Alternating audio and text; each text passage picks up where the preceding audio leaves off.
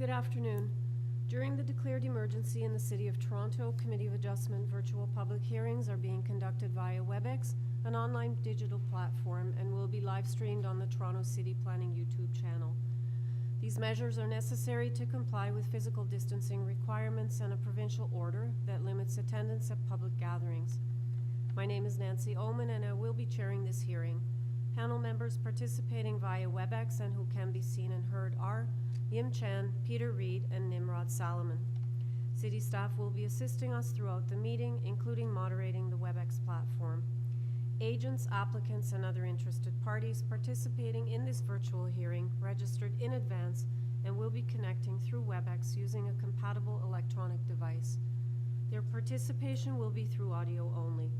We acknowledge that the land we are meeting on is the traditional territory of many nations, including the Mississaugas of the Credit, the Anishinaabe, the Chippewa, the Haudenosaunee, and the Wendat peoples, and it is now home to many diverse First Nations, Inuit, and Métis peoples. We also acknowledge that Toronto is covered by Treaty 13 with the Mississaugas of the Credit.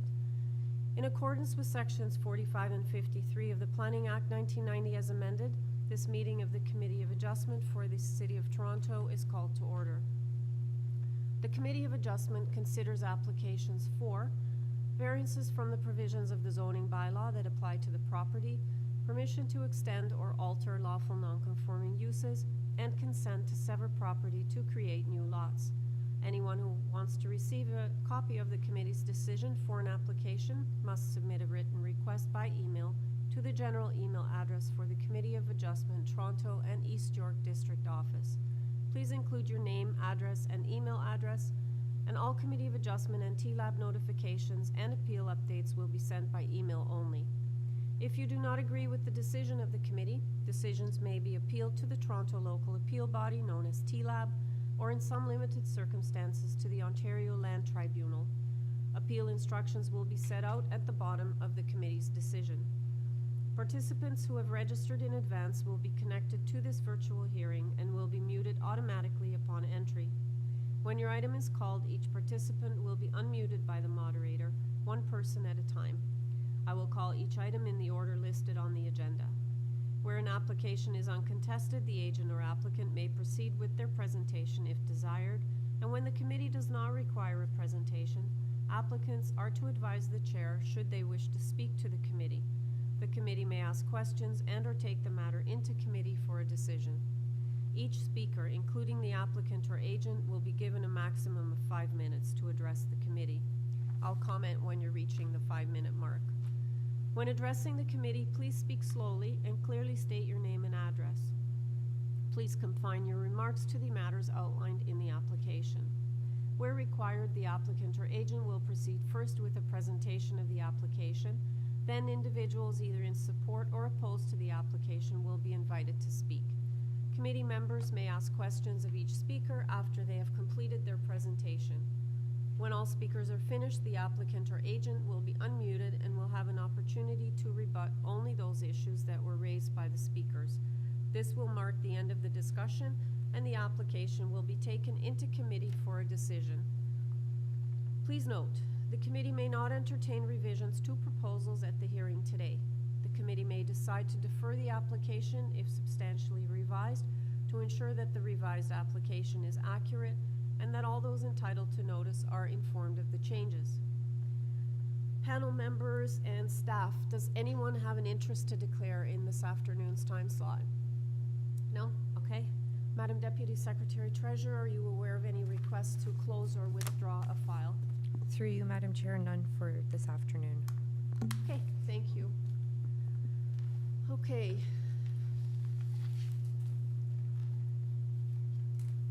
Through you, Madam Chair, do we want to go through the deferrals?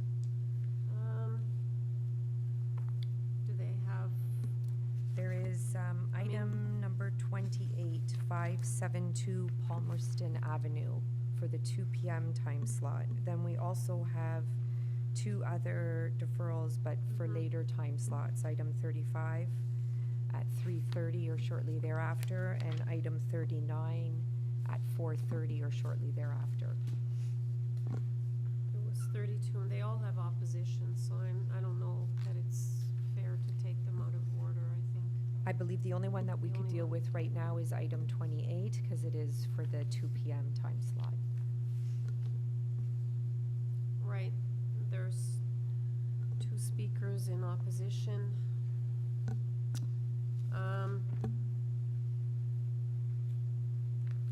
Okay, well, I'm kind of would rather just go in order, because if we get drawn out, I don't think it's fair to the people ahead of them that they're gonna end up waiting, so I think Okay. it's better if we stick to the order. Okay, so item number 21 is 306 Euclid Avenue. We have before us a copy of the plan of survey, site plan, floor plans, and elevations, and I'm not showing any speakers other than the agent. Okay, do I have the agent on the line? Okay, do I have the agent on the line? Yes, Do you have something, hi, do you Good have Do you have something running something, in the hi, do you have background because something the running in echo the is background horrendous? because the echo is horrendous? no, I'm alone, actually. Nothing? Is it okay now? Nothing? Is it okay now? Seems to be okay, Seems to be not okay. really. Okay, hold on a second. Okay, hold on a second. Because everything else is turned off in my place. Okay, great. Because, Okay, great. to be honest with you guys, I would just like to first offer my apology. Yeah, it's okay, don't Yeah, worry. it's So if you okay. can just Don't identify worry. So yourself, you can your just name. Identify yourself, your name. My name is Tony Valentin. I am an agent, Okay, an applicant. I Okay, don't think we need a presentation. need a Panel members, does anybody Panel have members, does a anybody question? I'm sorry about the echo, but I Sorry about the don't know echo, what but the I issue is. don't know what the issue is. Ms. Chan, Ms. Chan. Just want to tell, I think the echoes come from the city. From the city. from the city? From the Yeah. city? Yeah. Okay, Okay, all right. all right, Give us a second then. give us a second then. Is it the volume?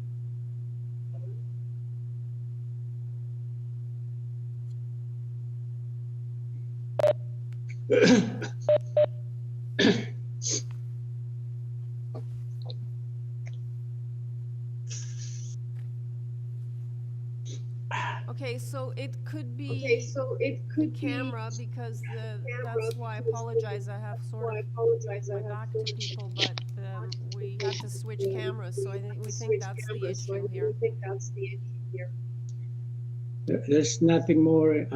No, you're There's no okay. I other- think No, no, it's, you're I okay. think it's I our think end. it's- I think it's Well, our let me end. try to see. Well, let me try to see. But can you hear me clearly? Okay, I'm muted. Okay, Okay, I'm muted. panel members, is this any better? Panel members, is this any No. better? Okay, I'm muted, No. so it's not me. I'm muted. I can hear you guys. I don't have any problem.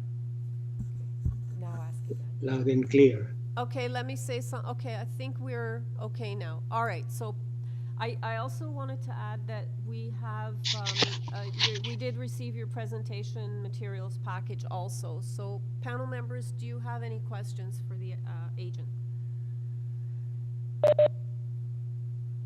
No? No? Okay, Hello? so, Okay.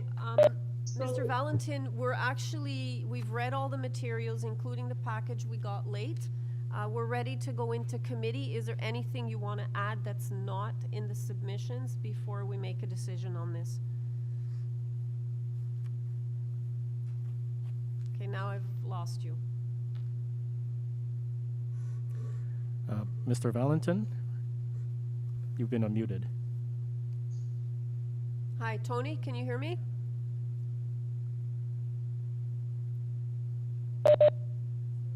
Tony, can you hear me? Tony, can you hear me? Yes, I can hear you. Okay, so you Tony, hear we're, me? Okay, so yeah, Tony, I'm sorry, we still have Yeah, I'm echoes, sorry, but we still we're have ready to echoes, go into but committee. We're ready to go into We've committee. read all the materials, including all your the late materials, submission. including your late Is there anything you submission. want to add that's Is there not anything in you wanna the add that's packages? not in the packages? No, that's all that we would like to ask for the Okay, requested variance Okay. of 1 to 7, all which right, we believe is all All right. minors. okay. Panel Okay. members, Panel let's members? go into committee. I'm sorry, into the echo is committee. still I'm really sorry, bad. the echo is We still don't know really how to bad. resolve it, We so don't know let's how to try to resolve it, keep so going let's try to with it. keep going with it.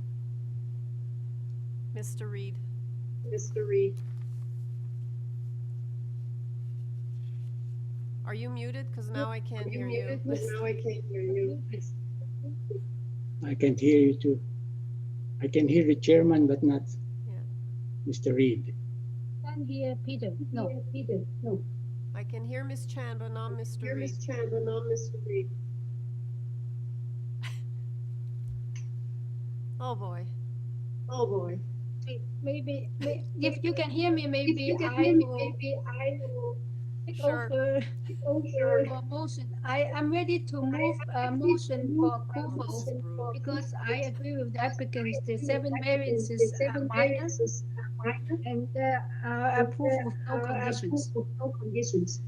Okay, so the motion Okay, is so the to motion approve is the to application with no approve the condition. application with no Did you want to condition. second it, Mr. You Reed? want to second it, Mr. Reed? And so, And so, all in favor?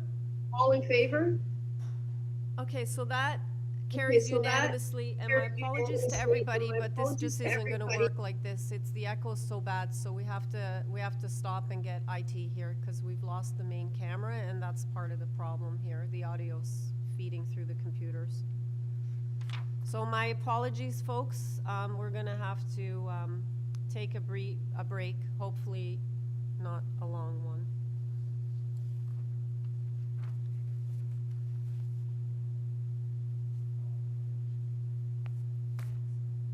So you want me to try one more? Okay, we're gonna try one more because we think it may have been the applicant. So let's try it. If it super echoes, then we'll stop. So let's go for number 22. Sounds good. Yeah. 539 Runnymede Road. Mr. Reed, do I still sound bad? No, you sound great. Can you hear me or no? Yeah, I can hear you now. Okay. Maybe just if you can you make it a bit louder? That's all. Fine. Okay, thanks. Okay, so let's Yeah. aim to go for Peter, item number 22. we hear you, but very faintly. Well, I'm practically yelling, I have to say. Can you hear me now? No, sorry. Sorry, that was for Peter. Oh, that, okay. Yeah, thanks. Okay. Item 22, 539 Runnymede Road. We have before us a copy of the survey, plan of surveys, site plan, floor plans, and elevations. We have urban forestry package talking about the affected trees as well as photographs, covering letter from the applicant, a previous decision that affects the property at 526 Runnymede, and we have a staff report from forestry asking for condition number 2. And do I have the agent on the line? Yes. Hello, Yep, what's your Yes. name? I'm James Magner. I'm the owner and applicant of the property. All right, sir. I don't think we need a presentation. Panel members, do you have any questions for the applicant? Okay, sir, we have no questions. We've read all the material, including the covering letter. We're ready to go into committee to make a decision. Is there anything you want to add before we do so that's not in the submissions?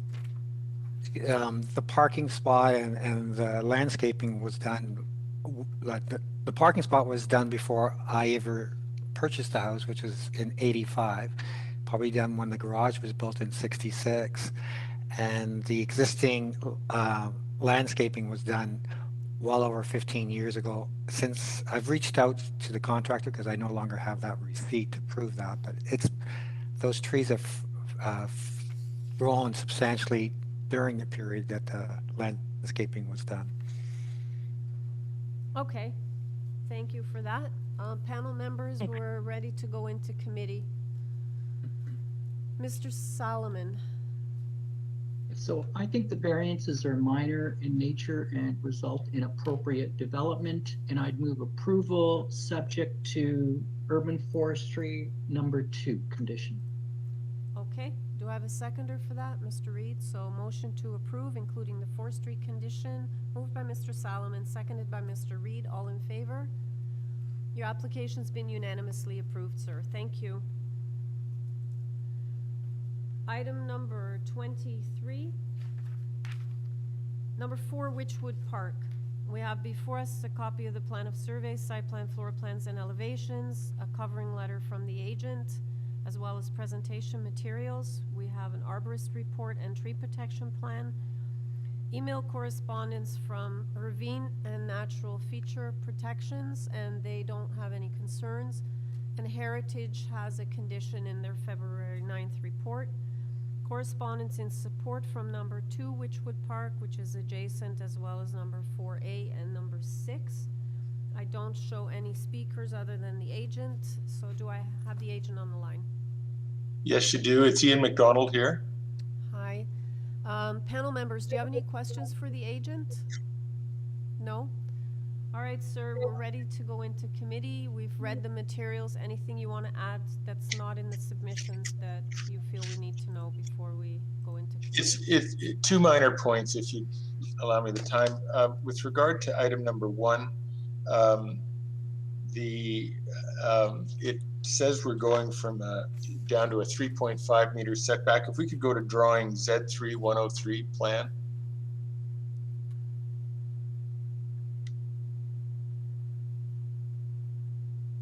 Okay, well, next one I think it is, yes, that one. Could you blow it up for me, please?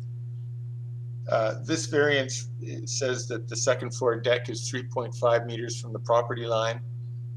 You'll notice the corner of the building is 3.5 meters, but the deck is back at the 5.18 meters line where it's historically been for over 100 years. We're not changing the area of that deck. We're making it just ever so slightly smaller. If you go to the section drawing Z3-302,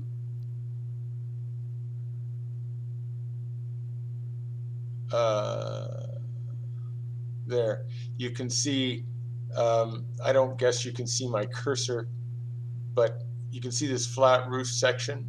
The deck location is on this line, which is 5.18 meters back. That's just a minor clarification from the variances that were identified. The other thing I would say is that 3 of these variances are technical because the road in front of this house goes down and is closer to the basement level at the frontage, and so the determined grade, they count the basement level as the main level, which is what makes the elevated deck, which is actually a slab on grade on the ground level to the west, which is variance number 1, that creates that one.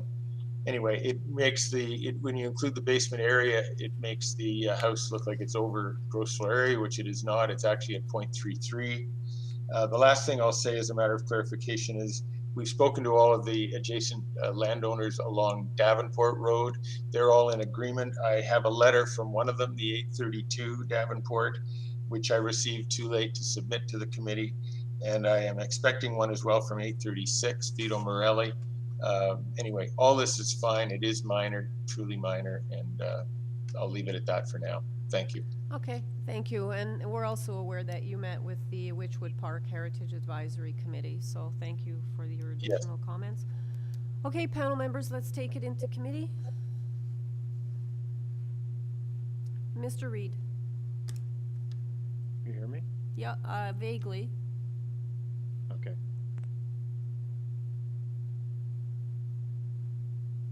No? Oh, yeah. Okay, I'll just try and tell me if you can't hear me. Yeah, you're good. Okay. I think this is obviously a very sensitive proposal being put forward, and a lot of thought has gone into being having this fit in well with its unique surrounding.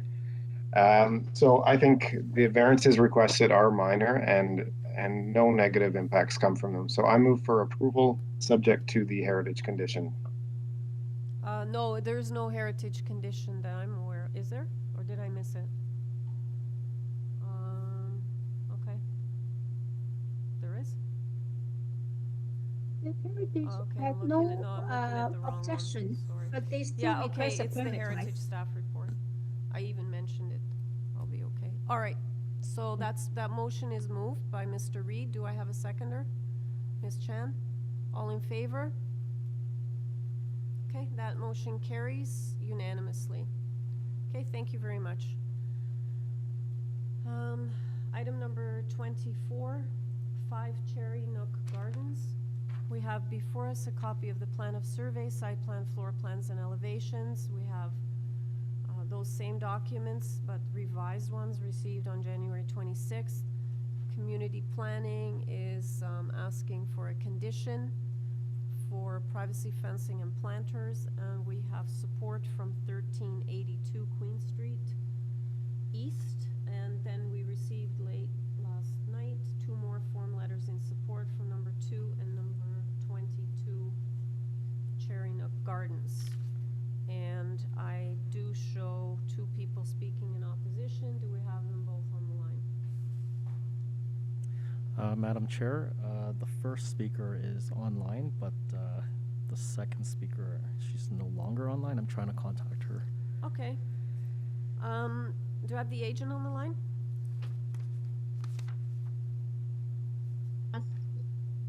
Thank you. Hello? Yes, I am on the line. Okay, and your name is? Easy Glass, 5 Cherry Nook Gardens. Okay. Can you do a brief presentation? We do have opposition speakers. So we're going to start the clock now. You have no more than 5 minutes. Sure, I'm not a very technical person, so No worries. I can talk. I have a very, very tiny backyard, and the deck currently really only allows space for 1 person, and even then I have to sort of shuffle around the stairs and the door to go anywhere, and so I'm trying to maximize the space that I have in my very small backyard by expanding the deck. So I think that's the main thing I just wanted to say. Okay, so after we hear from the opposition, we'll have you back, and then you'll have an opportunity to speak to the issues that they raised, okay? So maybe listen into what the opposition says, and then we'll have you back. Yes, thank you. Alrighty. Do you have the first one? Hi, Caroline? Yes, I'm here. Thank you very much for scheduling me, and I appreciate it. My name is Carolyn Pursuti. Yep. I'm the homeowner of 3 Cherry Nook Gardens, which is west of 5 Cherry Nook Gardens. By way of background, I'm a long tenured Leslieville resident of 53 years, of which I've spent at 3 Cherry Nook Gardens. The backyard is south facing and can be best described as a postage stamp. However, it is an important part of my family's existence.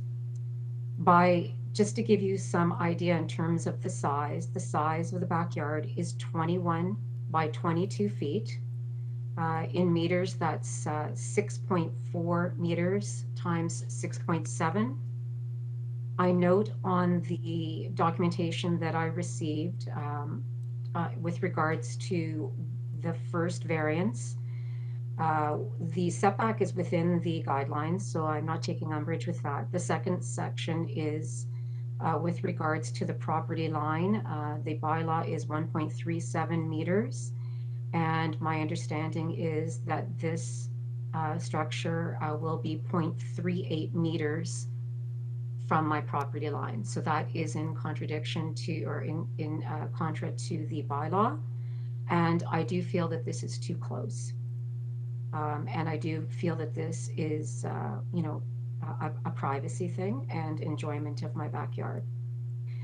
I'm going to move on to number 2, which is the one that I have the most grievous issues with. First off, the bylaw in terms of the setback is 1.5 meters. The proposed variance or the request is 6.1 meters. So just a minute ago, I mentioned the size of my backyard, and the length is 6.4 meters. So in essence, this deck will go almost the entire length of the backyard. The second piece is that the property line, again, as in with number 1, is 1.37 meters, and the variance request is 0.64 meters. That is far too close for comfort. Thirdly, the height that has been requested of a second floor add-on. So I'd like you to picture what this would look like. The deck will tower above me. It will span pretty much the entire length of the backyard. And since our backyards are relatively the same size, you can appreciate this structure based on the positioning on the second floor, its sheer size, and the expanse is highly intrusive. In essence, I'll feel that it's closing in on me. It will sit on top of me. I have no privacy, will not be able to enjoy being outside. Sunlight will be blocked until at least the late afternoon, if we're lucky. And this impacts my entire backyard and sunlight coming into my kitchen window and back door. It's interesting that the variance is called minor because it certainly doesn't feel minor to me. This sunlight issue will significantly impact the ability to grow vegetables in my backyard as they require full sunlight. This might not seem like an important fact to you, but it certainly is to me and my family. We've been doing it for, well, 50 plus years. And it also feeds us. Next, the impact of not getting sunlight into my home for most of the day, as you can appreciate, especially in the winter months, is key for a person's well-being. The next issue, the noise level concerns. Again, the noise from a second floor will travel down into my backyard. People and dog noises. From a security standpoint, this structure will block the line of sight into the back lane. Given over the last 1 to 2 years, we've seen an increase in vagrants, people who have no reason to be in the lane, and break-ins.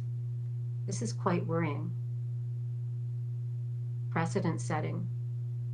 This will allow a structure like this, second floor, sheer size and expanse. It changes a neighborhood to be siloed and de-neighbors a neighborhood. Lastly, in one of my conversations with Ms. Glass, she indicated that the structure would also be used as a carport. And it is not clear from the document that I'm going to ask you to wrap up. I'm sorry, you're over 5 minutes. I'm almost done.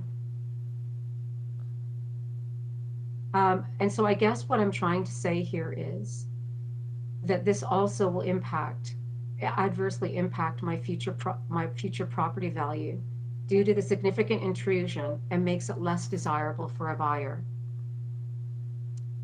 In summary, I hope that the committee will really hear my concerns from a long-term Leslieville resident.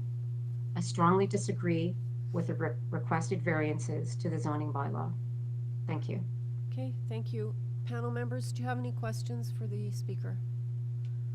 All right, thank you very much. Thank you. Were you able to reach the next speaker or no? Madam Chair, unfortunately, I couldn't reach the second speaker by email or phone. Okay, thank you very much. All right, Ms. Glass, we're unable to reach the second speaker. We've made multiple attempts, but we need you to address the issues raised. So we'll reset the clock. You'll have 5 minutes to address what your neighbor raised. Yes, hi, thank you. So I've spoken with the neighbor personally, and she's mentioned privacy issues and sunlight issues. So I'm not sure, like I've tried to create accommodations. So we've put in a privacy fence, but then the privacy fence could affect sunlight. So I'm not sure which option she would be more comfortable with. The sight line, I think the deck's tall enough that I'm not sure why it would affect sight lines, sorry. The setbacks are actually, the side setbacks are actually more narrow than the existing deck on the west side. As Carolyn mentioned, our properties are south facing, so we get tons and tons of sun. I'm willing to sort of accommodate, like if there's concerns that it goes too close to the edge of the property, we can bring it in a little, but we just wanted to put the maximum presentation forward, and if we need to accommodate that, I'm comfortable with that, so. Okay. You are aware that planning is asking for a condition to put privacy screening along the Yes. east and west edges of the second Yes. story deck?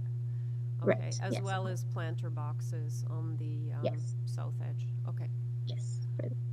All right, panel members, do you have any questions for the applicant? No? Okay, so let's take it into committee for a decision then. Ms. Chan, Ms. Chan. I can start with some comments. It looks like this is, they try to eliminate the sequoia by putting a deck over it. I don't think it's appropriate development, and I think it does give a very big impact or more like negative impact to the neighbors, and I do not agree with that. I do not agree with that. Mr. Solomon? Yeah, I would have to concur with those comments. I have concerns that the second story deck is very high, 13 feet high above the ground, and would occupy the entire rear yard, 20 feet of depth, and creates privacy concerns. I also have concerns that there's no soft landscaping being provided in the rear yard, and I just don't understand then why there isn't any attempt to provide some soft landscaping, and I would vote refusal of this application. Okay. Mr. Reed, I don't know, I see you nodding. Did you want to say something or? No, I agree with my colleagues. I think this is just too much, and I think not even from an overlook, but basically there's a structure covering the entire lot. Like when you add the house plus the deck, I think it's just too much, and I don't think it's desirable particularly for the neighbors. So I'm happy to move a motion for refusal. Sure, go ahead. So motion moved by Mr. Reed, seconded by Ms. Chan to refuse the application. All in favor? Okay, your application has been unanimously denied. Thank you. Item number 25, 163 Quebec Avenue. We have before us a copy of the plan of survey, site plan, floor plans, and elevations. We have no further correspondence, and I have no speakers other than the agent. Are you on the line? Good afternoon, Madam Chair and committee members. It's Adam Brander. My address is 49 Bolton Avenue in Toronto. And I'm the agent and the architect for the application at 163 Quebec Avenue. Panel members, do you need a presentation? No? Do you have any questions for Mr. Brander? Anybody? Seeing none? Okay, Mr. Brander, I believe we have no questions, and we've read all the materials. Is there anything you want to add that's not in the submissions before we take this into committee? No, thank you. Okay, panel members, let's take it into committee for a decision. Mr. Solomon? Yeah, I'm happy to move approval of the variances. I believe they are minor in nature, and my motion would be to approve with no conditions. Okay, seconded by Mr. Reed. So motion is moved by Mr. Solomon, seconded by Mr. Reed to approve. All in favor? Okay, your application has been unanimously approved. Thank you. Item number 26, we have before us a copy of the plan of survey, site plan, floor plans, and elevations. Again, I only have the agent listed as a speaker, no further correspondence. Are you on the line? Yes, I am here, Madam Chair and members of the committee. And Nelson Espinola is the agent for the application. Hi. Okay, I don't think we need a presentation. Panel members, do you have any questions for the agent? No? Oh, you do, Mr. Solomon? Go ahead. Yeah, I just had a question relating to the decks and any privacy issues, and whether are they providing any privacy screening on those decks? Yes, we'll be happy to provide the privacy screens on the decks. That's not an issue. Thank you. Any other questions, panel members?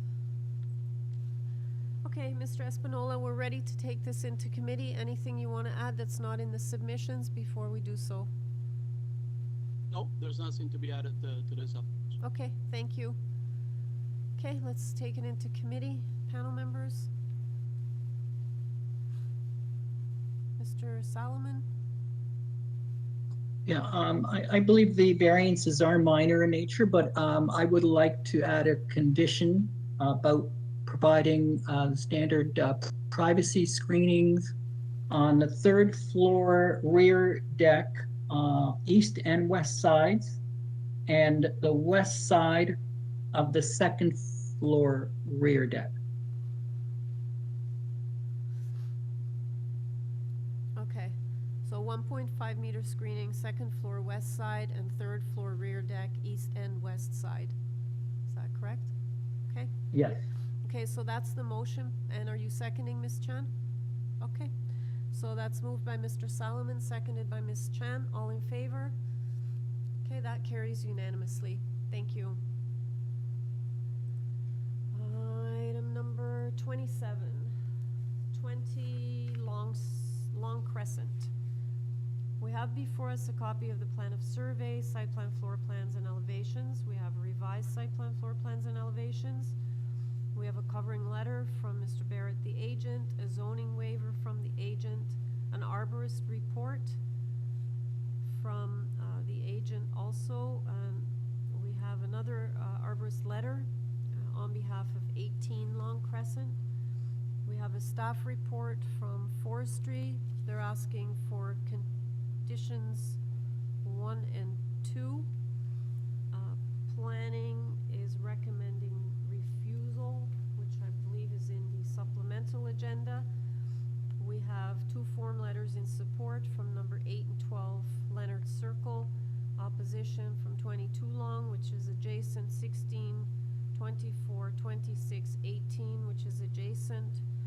Long Crescent, 27 Glen Stewart Crescent, 3 Leonard Circle, and 16 Long Crescent rather. Then we have another late receipt of 22 Leonard Circle in support and opposition from 18 Long Crescent. And I have 1, 2, 3, 4. I have 4 speakers. Do we have them all? The opposition? Madam Chair, all 4 speakers in opposition are online. Okay, thank you. Okay, do I have the agent on the line? Yes, good afternoon, committee members, Madam Chair. Graham Barrett, agent for the owner of 20 Long Crescent. I'm at 1575 Dundas Street West. Okay, before I have you do the presentation, I have this big sticker note with a gazillion changes here. So are you making all these like changes to the variances here? Like Yes, if the committee will hear it, we've made adjustments based on some of the comments from staff and neighbors and reduced or eliminated variances. I've included a marked up public hearing notice in my supporting material. The variances are marked up in red on pages 2 and 3 in there. Yeah, They're fairly straightforward.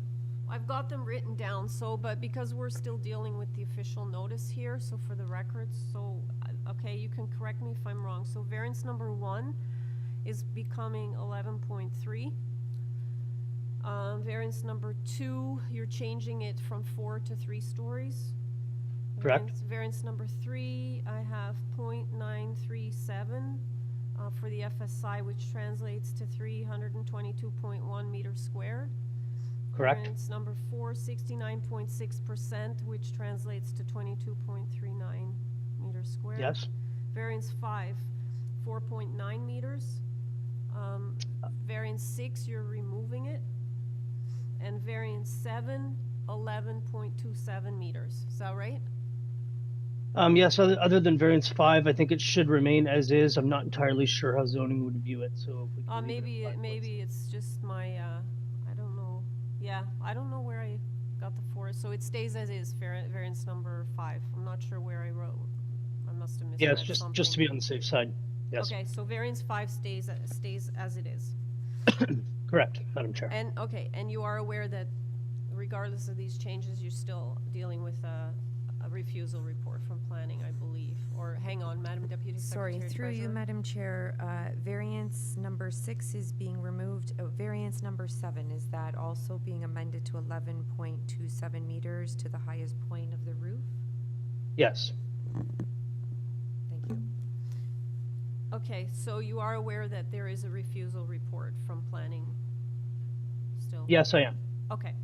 All right, so, but you want to proceed still, so you have 5 minutes then. We'll restart the clock to do a presentation, and then we'll hear from the opposition. There's 4 speakers. Okay, thank you very much, and thank you for being willing to entertain these changes. As you'll note, compromise has already been made to the plans, and the owner feels that deferring this for months on end, only to return with essentially the same proposal, would be less than ideal. As you mentioned, we do have support of a couple of neighbors on Leonard's Circle. Now, the single biggest problem for this proposal is that it was originally designed in such a way that the basement was considered the ground floor, which meant that it contributed to FSI, and that pushed that number way up. So the design has been modified so the basement is no longer considered the ground floor, which brought the FSI down considerably. The owner also brought in the rear of the home somewhat, bringing it down to 0.937 times the area of the lot. I've provided spreadsheets of past approvals in the immediate area. Those are on page 6 and 7 of my supporting material, with the original proposal in green and the revised proposal in yellow. The first is sorted by FSI and the second is by meters squared. I've also included height approvals nearby. And the owners looked to some of the newer homes further down Long Crescent for inspiration when coming up with this design. If you look at pages 8 and 9 of my presentation materials, I've included some photos. And several of these homes are larger in terms of square meters, but they're located on slightly larger lots, resulting in lower FSIs. Comparable homes in terms of FSI on Long Crescent include number 46, 34, 36, 26, 42, and others in the area like number 9 Leonard. Building height has also been reduced to 11.3 meters and 3 stories, and comparable approvals have been granted in the immediate area, most notably 26 Long Crescent at 11.4. That's just a couple doors down. Now, the maximum for this flat roof dwelling is 7.2 meters. However, certain architectural features have been added in an effort to break up the massing and reduce the appearance of a flat roof dwelling. The point being that this house will be comparable in terms of scale and massing to newer 3-story homes with integral garages on the street. The front yard landscaping variance is minor. It's been improved, and it's mitigated by the location of the property line, which essentially cuts the front yard in half. Now, much of the front yard is city property and does not factor into the equation for soft landscaping. It's also important to note that the front steps have been redesigned so that the city tree in front can be protected as per urban forestry's direction. An arborist report has been submitted. The owner is fine with any and all forestry conditions. The driveway width variance is quite minor. This is really just to allow a bit of maneuverability in and out of the garage, which will have 1 legal parking space and some additional room for storage. I am aware of the letters of opposition, although several appear to be from the same neighbor, including the petition that was submitted.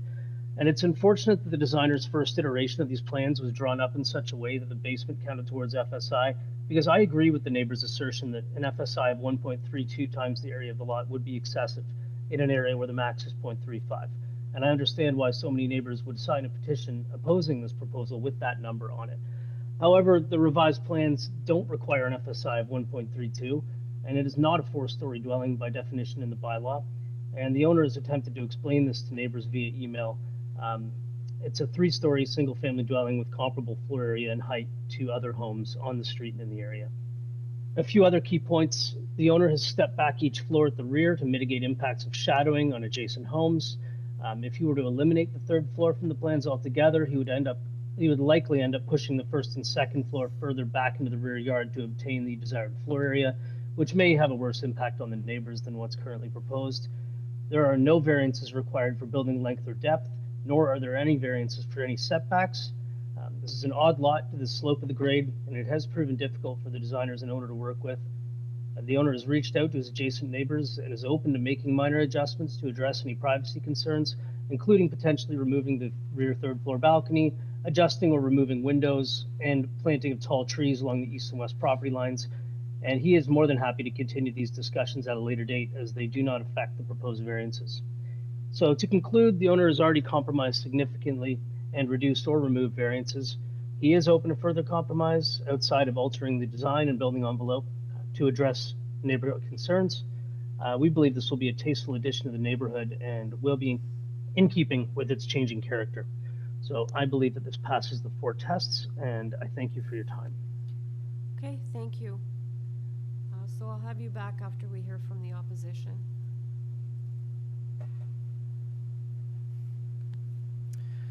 Ms. Watson, you've been unmuted. Oh, great. I'm Julie Watson from 22 Long Crescent. I mean, the purpose of allowing the Committee of Adjustments to review minor variances so that the city does not get taken over by the massing of homes, such as this one. In fact, the city's planning department, as mentioned, they say that planning staff recommends the Committee of Adjustment refuse this application. So I'm going to start by objecting to the height. As we know, the height states that the maximum permitted building height is 7.2 meters. The new dwelling will now have a height of 11.3 meters. This is a substantial request. Recently, owners adjusted, as you heard, the original request height from 11.8 to 11.3, but instead of seeing it as an adjustment from 11.8 to 11.3 so we can all view this as a compromise, we really need to look at it from the number is 7.2 being the rule, and they're jumping to 11.3. It's simply too tall. And so I'm going to be affected by sight lines, which will be completely blocked to the west by anything in view in my backyard but a brick wall. In fact, it will block all the sight lines to all the neighboring yards because Long Crescent has a unique design of all the backyards with an open concept that run from one end of the street to the other. And just to note on that, it'll also affect the thoroughfare of wildlife that uses paths between the backyards of Long Crescent and Glen Stewart Crescent that maintains a ravine-like setting. So their yard will be completely brick, stone, and no, green space.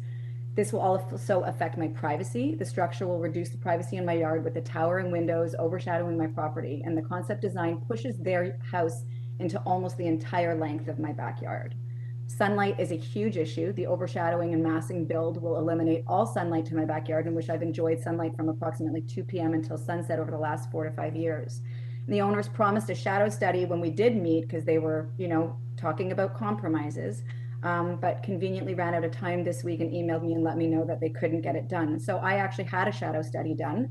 I have not submitted it because it just arrived today in my inbox. I've emailed it in and it's going to be placed for public. But just to note, the time of the shadow study during March, the month of March. The backyard of 22 Long Crescent is in the shade for over 3 hours in the afternoon. And then in the summer months, June, the backyard of 22 Long Crescent is in the shade for over 5 hours from 2 p.m. to 7 p.m. in the afternoon to early evening.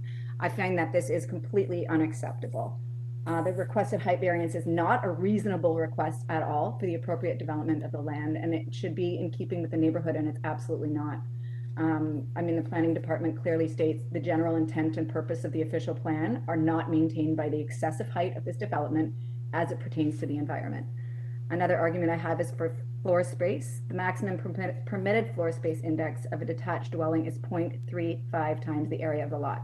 The new dwelling floor space index was originally, as you heard, requested to equal 1.32 times the area of the lot. Yeah, excessive. Well, 0.93 is no difference. It's still excessive.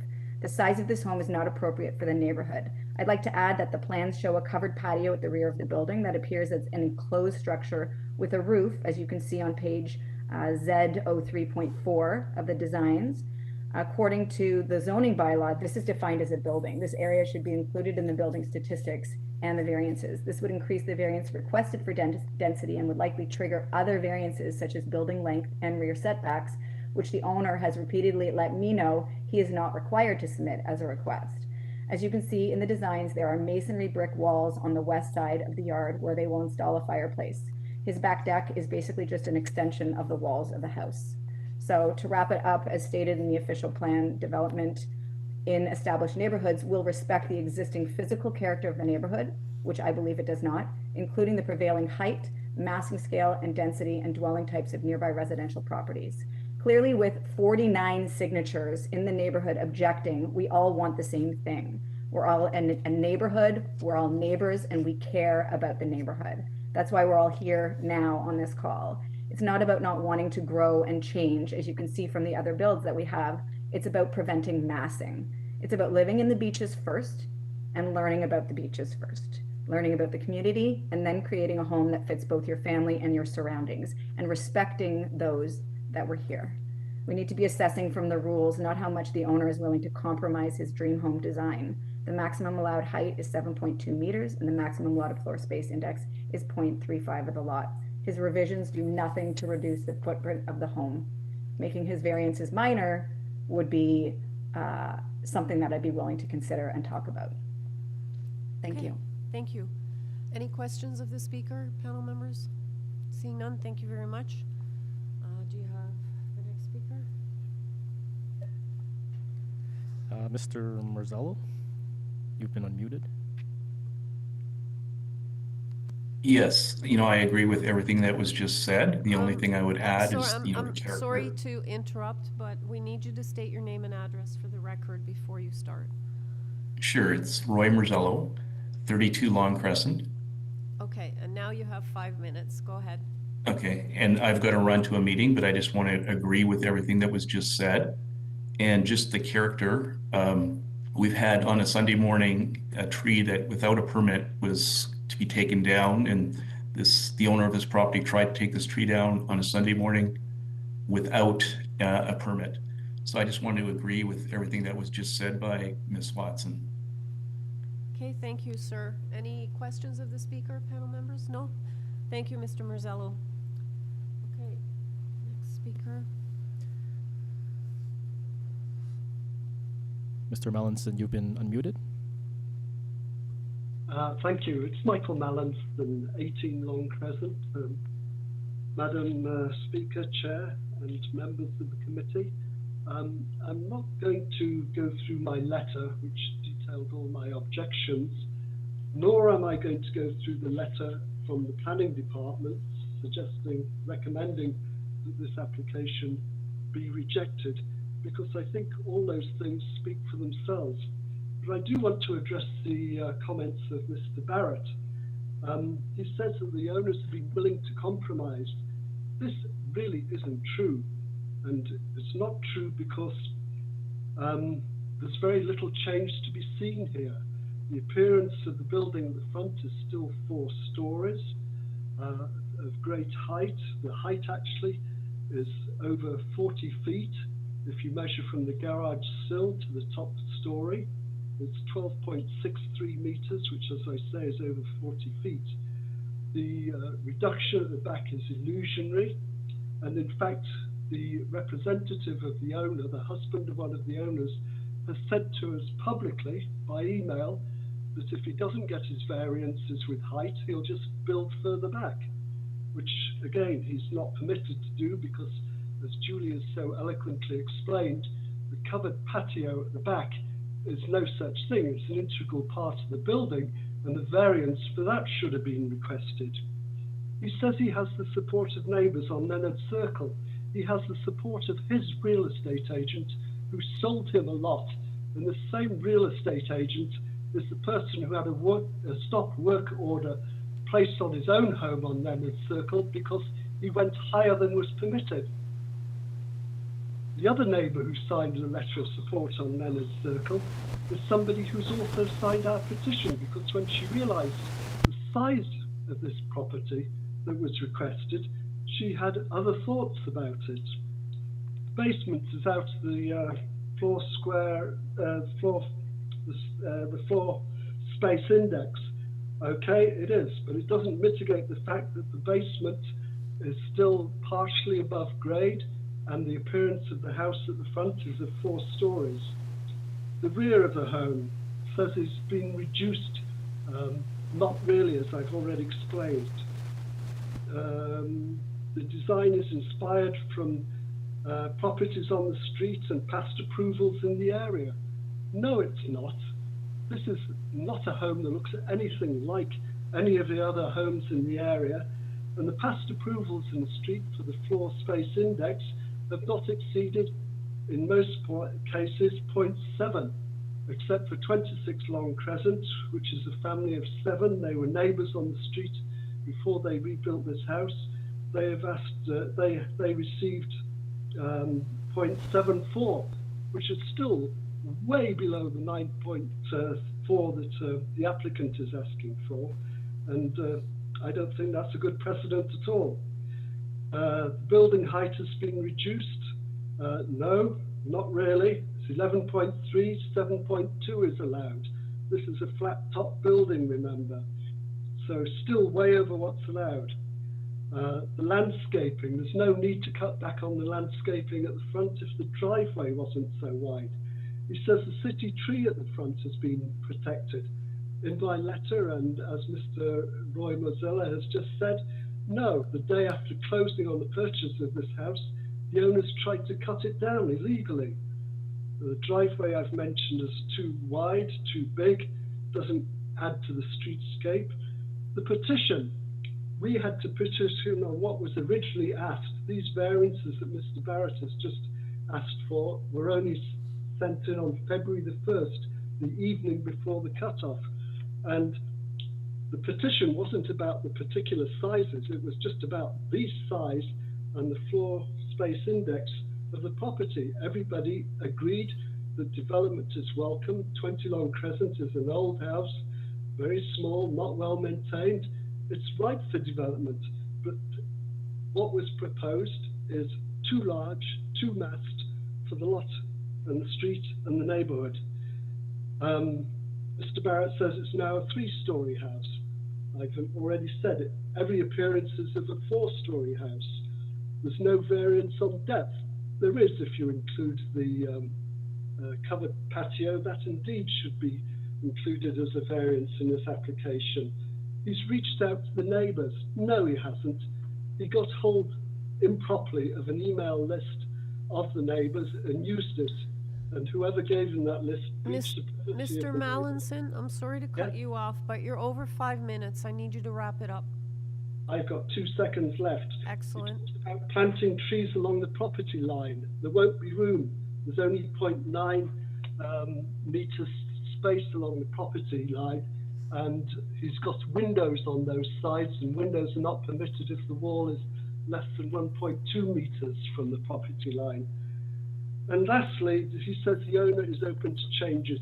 No, he's not. He's amply demonstrated that already. I am very, very much opposed to this application as it stands. This house was not designed for this lot or this street. Thank you. Was definitely more than 2 seconds though, but thanks for your input. All right. Okay. Any questions for the speaker, panel members? All righty. Do you have the final speaker on the line? Hello, John Reed here. Can you hear me? I can. What's your address? 24 Long Crescent. Oh, 24? Correct. Okay, sorry, it's listed here as number 2, so 24. Okay, go ahead, you have 5 minutes. Thank you, committee members and Madam Chair. My name is John Reed. I'm at 24 Long Crescent. I'm 2 doors to the east of the proposed development. I submitted my letter of objection on January 31st. Today I want to talk to you about 2 things. The first thing, the variances, and the second thing is the process. So you've heard a lot about the variances here, and I'm just going to try to speak kind of generally and succinctly about them. But the points I want to make are these: the variances that are applied for are not minor in nature and represent overdevelopment of the lot, as we saw in the planning letter. This proposed building is massive in character, and you can see that in the density number in particular. And this building is not in keeping with the current build and planned context on Long Crescent. Specifically, the density zoning maximum on the street is 0.35, as you've heard. The initial application came in at 1.32, and I understand there's been revisions that have come to that, but I haven't had much time to be able to consider any of these changes because they came in at a very late date. But I would note, very importantly, that Long Crescent was a very carefully planned subdivision in its time, and Julie talked about this, and it was set up so that the houses were laid out in such a way that everybody got their sunshine, everybody had their green space, the trees were preserved, It's a very unique layout. The houses are offset to provide for this according to sunlight. And of course, we have seen development on the street, and I noticed the agent's presentation. I haven't had time to review his material, but some of those pictures that you saw on Long Crescent had density numbers of 0.6 to 0.75. Very different from what's being proposed, a massive 1.32 or 0.93. Next, I just want to talk about the height. You've heard about what the numbers are like. I just want you to try to imagine if you were standing in front of this house, which is positioned on a hill, so you're looking up at it. What's it going to look like? Now they're calling it's being called 3 stories, but if you look at the drawings, if you're standing looking up at this structure, it still looks like 4 stories to me.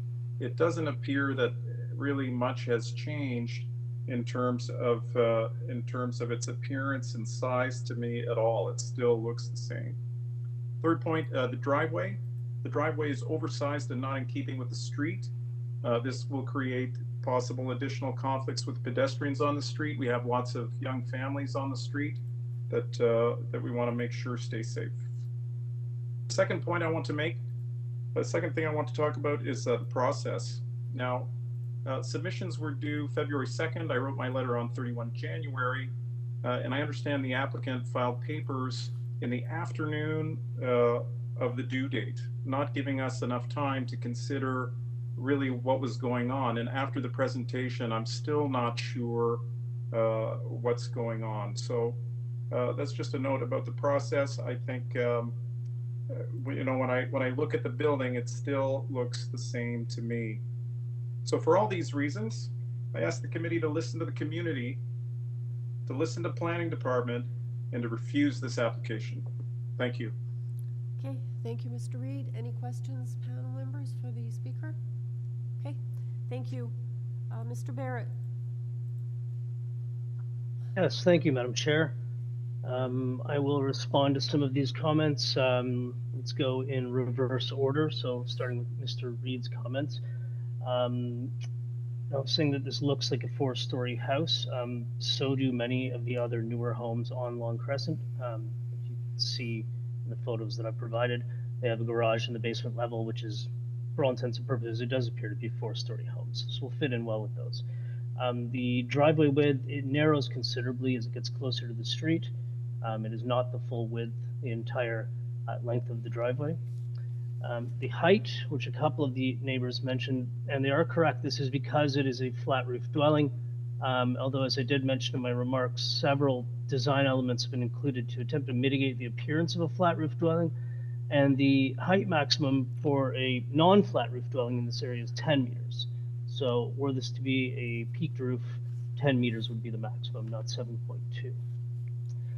Mr. Mellinson, I believe his name was, really he got into several personal issues and things that I can't really speak to, as I don't really have any knowledge of issues between neighbors or an email list or any such thing.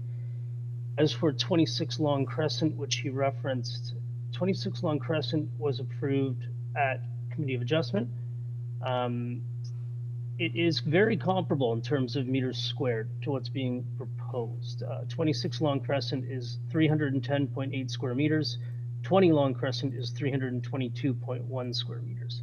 The FSIs differ due to lot size, but in terms of actual size of the dwelling, they're quite similar. Mr. Merzello, I believe I, again, can't speak to some things he brought up. I have no knowledge of this tree that he's speaking of. I can only really speak to the minor variance application. And he mentioned neighborhood character as well, and I still would like to maintain that this dwelling is in keeping with the changing character of this street. Ms. Watson from 22 Long Crescent, again, mostly concerns about height and shadowing. If this were a peaked roof dwelling, 10 meters would be the maximum. The FSI is comparable to other approvals and floor space on the street in the immediate area. Again, the back deck, I can't really speak to that because the waivers and updated list of variances that was prepared were using an actual zoning notice for reference. So I trust in the city zoning staff and the designer to come up with the correct numbers. If this portion of the dwelling wasn't included, then I'm going to have to assume that that is correct because zoning has had a look at this. Again, I do believe this is a compromise on the part of the owner. He has made adjustments. He has made changes to try to address some of these concerns. And I believe this application is suitable. And it's a shame that we have to agree to disagree. All right, let me see if there's any questions from the panel. No? Ms. Chan, did you have your hand up or were you just? No? Okay. So no questions? All right, we'll take it into committee then for a decision. Mr. Solomon.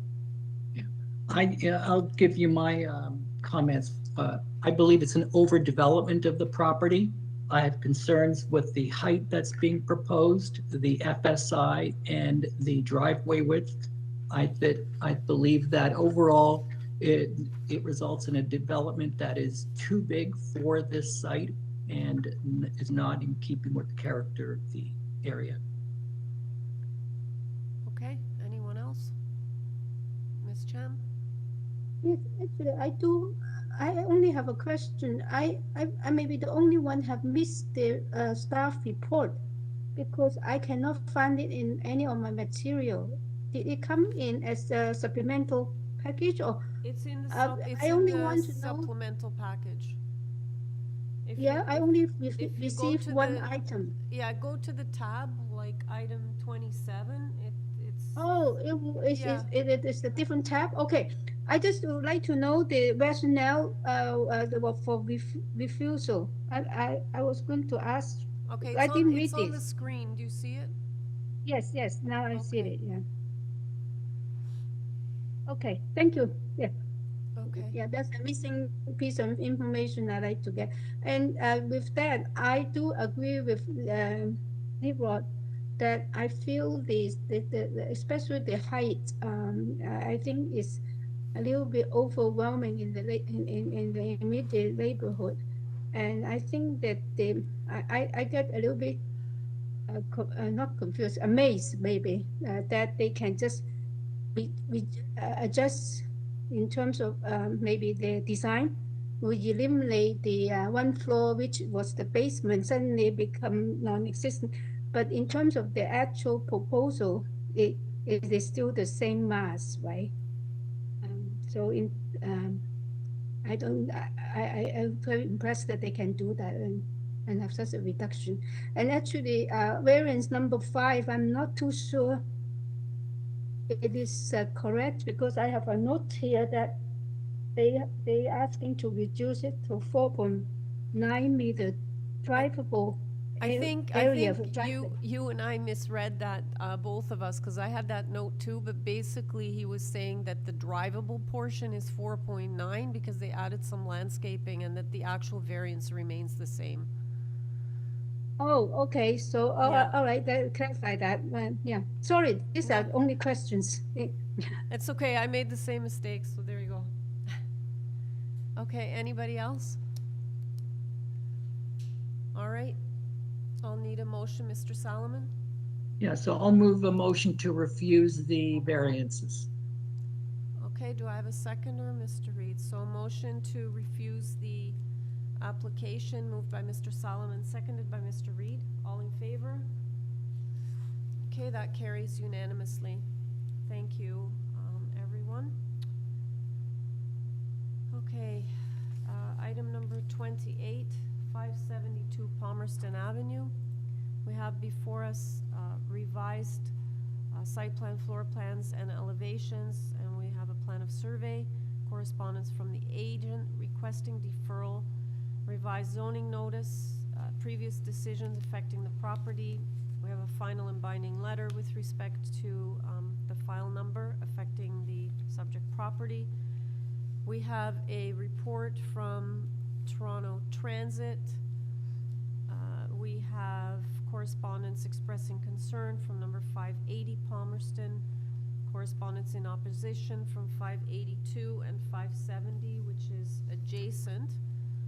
And I believe, yeah, in the supplemental, we have a report from planning, and I believe that they support the deferral. Okay, do I have the agent on the line? I do have 2 speakers. You there, sir? Mr. Syed? Hello, Mr. Saad, you've been unmuted.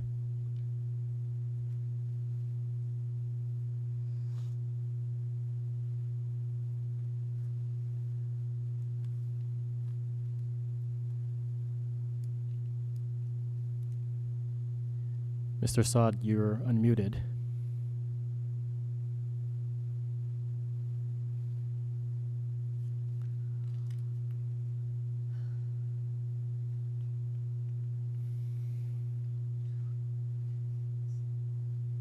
Oh, really? You can see what he's doing there? Maybe ask him to stop clicking for a second. Hi, Mr. Saad, you've been unmuted.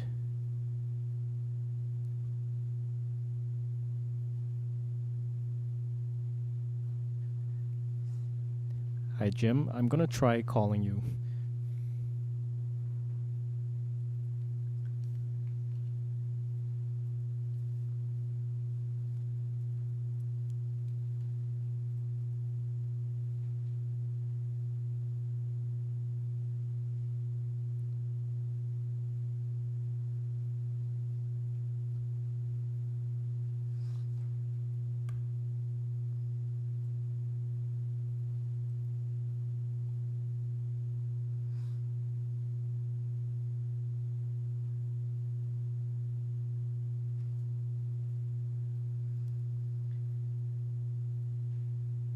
Hello?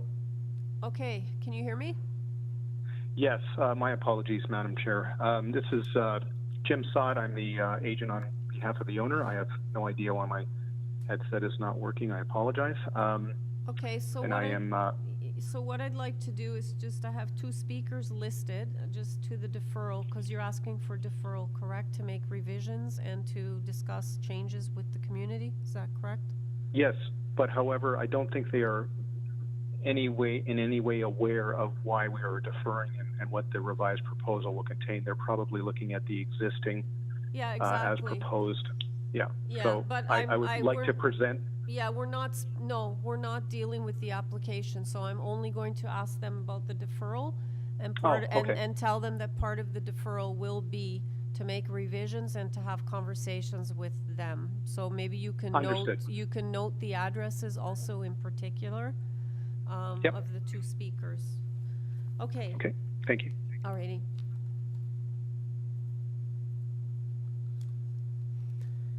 Hi, Mr. Super. You've been unmuted. Yes. Hi, Mr. Hi, can you hear me? I can. Can you just start by identifying yourself, name and address for the record? John Super, 578 Palmerston.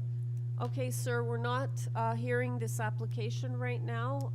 The agent's asking for deferral. He wants to have more discussions with yourself and other interested residents, and this is being supported by the city's planning department. So I just want to know whether you support the deferral or not. Yeah, I support the deferral. Okay, great. Okay, so I have asked the applicant to note your address and your name so that he will be in touch with you once he's made his revisions. Alrighty?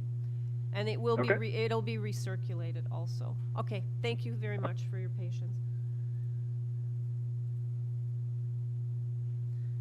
Hi, Mr. Helfand, you've been unmuted. Hi there, this is Matthew Helfand. I am on behalf of Tracy Luck and Emmanuel Ballerini, and I was just here to maintain a watching brief to ensure that the application was indeed deferred, so we absolutely support the deferral. As an administrative question, I noticed at the beginning, typically the committee would deal with deferrals, but in this case, it went all the way to the end. Is there a way in which a correspondence my correspondence may have indicated that I was continuing to be a speaker. I'm just trying to understand Well, how maybe these, okay, so you know what I mean. I can tell you that you're listed on my list as speaking on behalf of the landowners at 570. And then I do, on a note for myself, going through the material, I did see that you supported the deferral, but you know, we kind of just have to go through things in sequence. So I'm not Okay. sure. I'm not sure if you're asking for a No, fair enough. I way was just, to do it. you know, that's fair. Yeah, you guys need to do what you need to do. Thank you. I'll take up no more of your time. Okay. Have a good evening. Thanks a lot. Okay, so Mr. Syed, so you have support from the two speakers, and you know, if there's anyone else in interest, hopefully you'll connect with them also. So we're going to go into committee, and this will strictly be to the deferral. Thank you. Ms. Chan?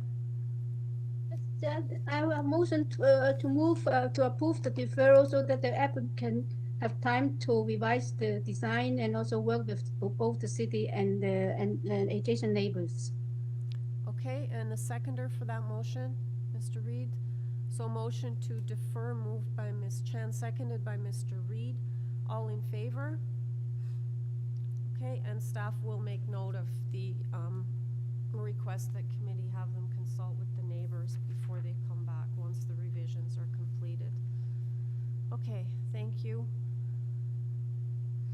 Item number 29, 141 Springdale Boulevard. We have before us a copy of the plan of survey, site plan, floor plans, and elevations. We have an urban forestry package that contains a site plan and 2 photographs of existing trees, correspondence in support from 143 Springdale, and we have another form letter in support from 137 Springdale. And I am showing, I think they're all observers here. I'm not sure about, yeah.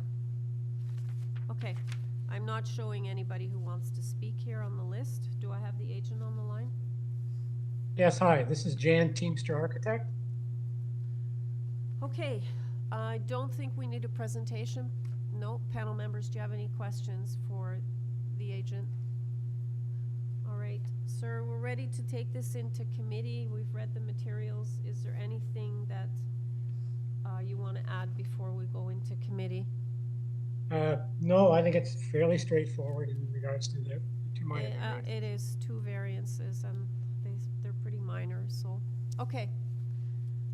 Panel members? Mr. Reed? Thanks. I agree. I think this is a very modest request, and the variances themselves are very small. And I can see no negative impact from allowing them. So I move to approve the application with no conditions. Okay. Do I have a seconder for that? Mr. Solomon. So moved by Mr. Reed, seconded by Mr. Solomon. All in favor? Okay, your application's been unanimously approved. Thank you. Item number 30, 29 Roseneath Gardens. We have before us a copy of the plan of survey, site plan, floor plans, and elevations. We have an arborist report prepared by Central Tree Care Limited. And yeah, we only have 2 variances before us. I'm not showing any speakers other than the agent. Do you have the agent on the line? Madam Chair, I'm still trying to contact the agent. Okay. Nobody answered the phone. Okay, give it one more try then.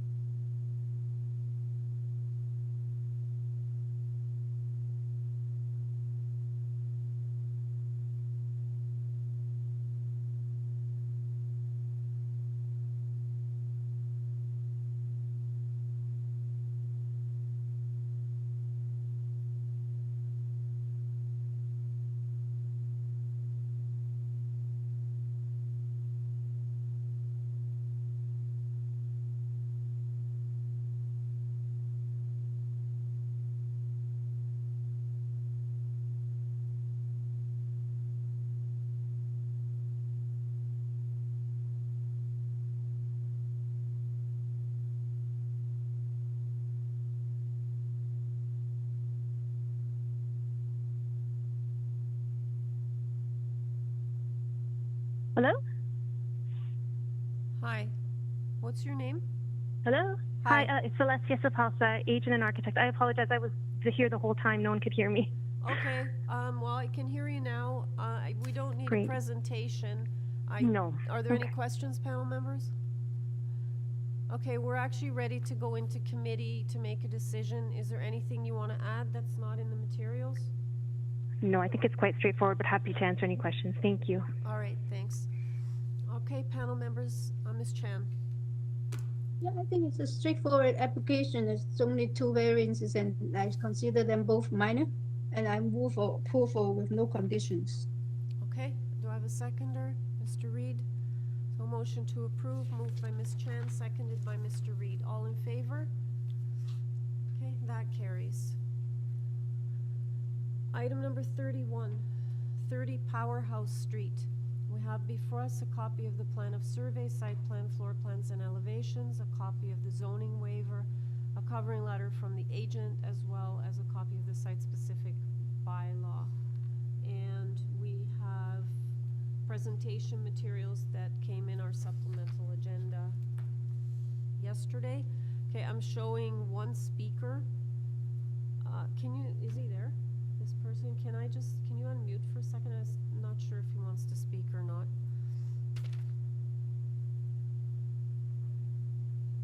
No, oh no. I don't know, it says interest opposition, so I'm not sure if they're listening in or if they want to speak. You can't? Okay.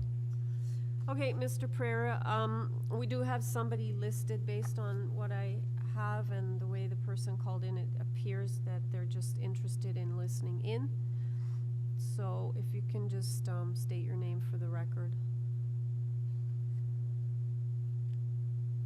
You there? Hi, Mr. Pereira.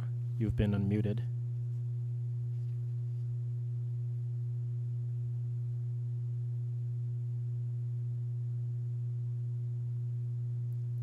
Mr. Pereira, can you hear us?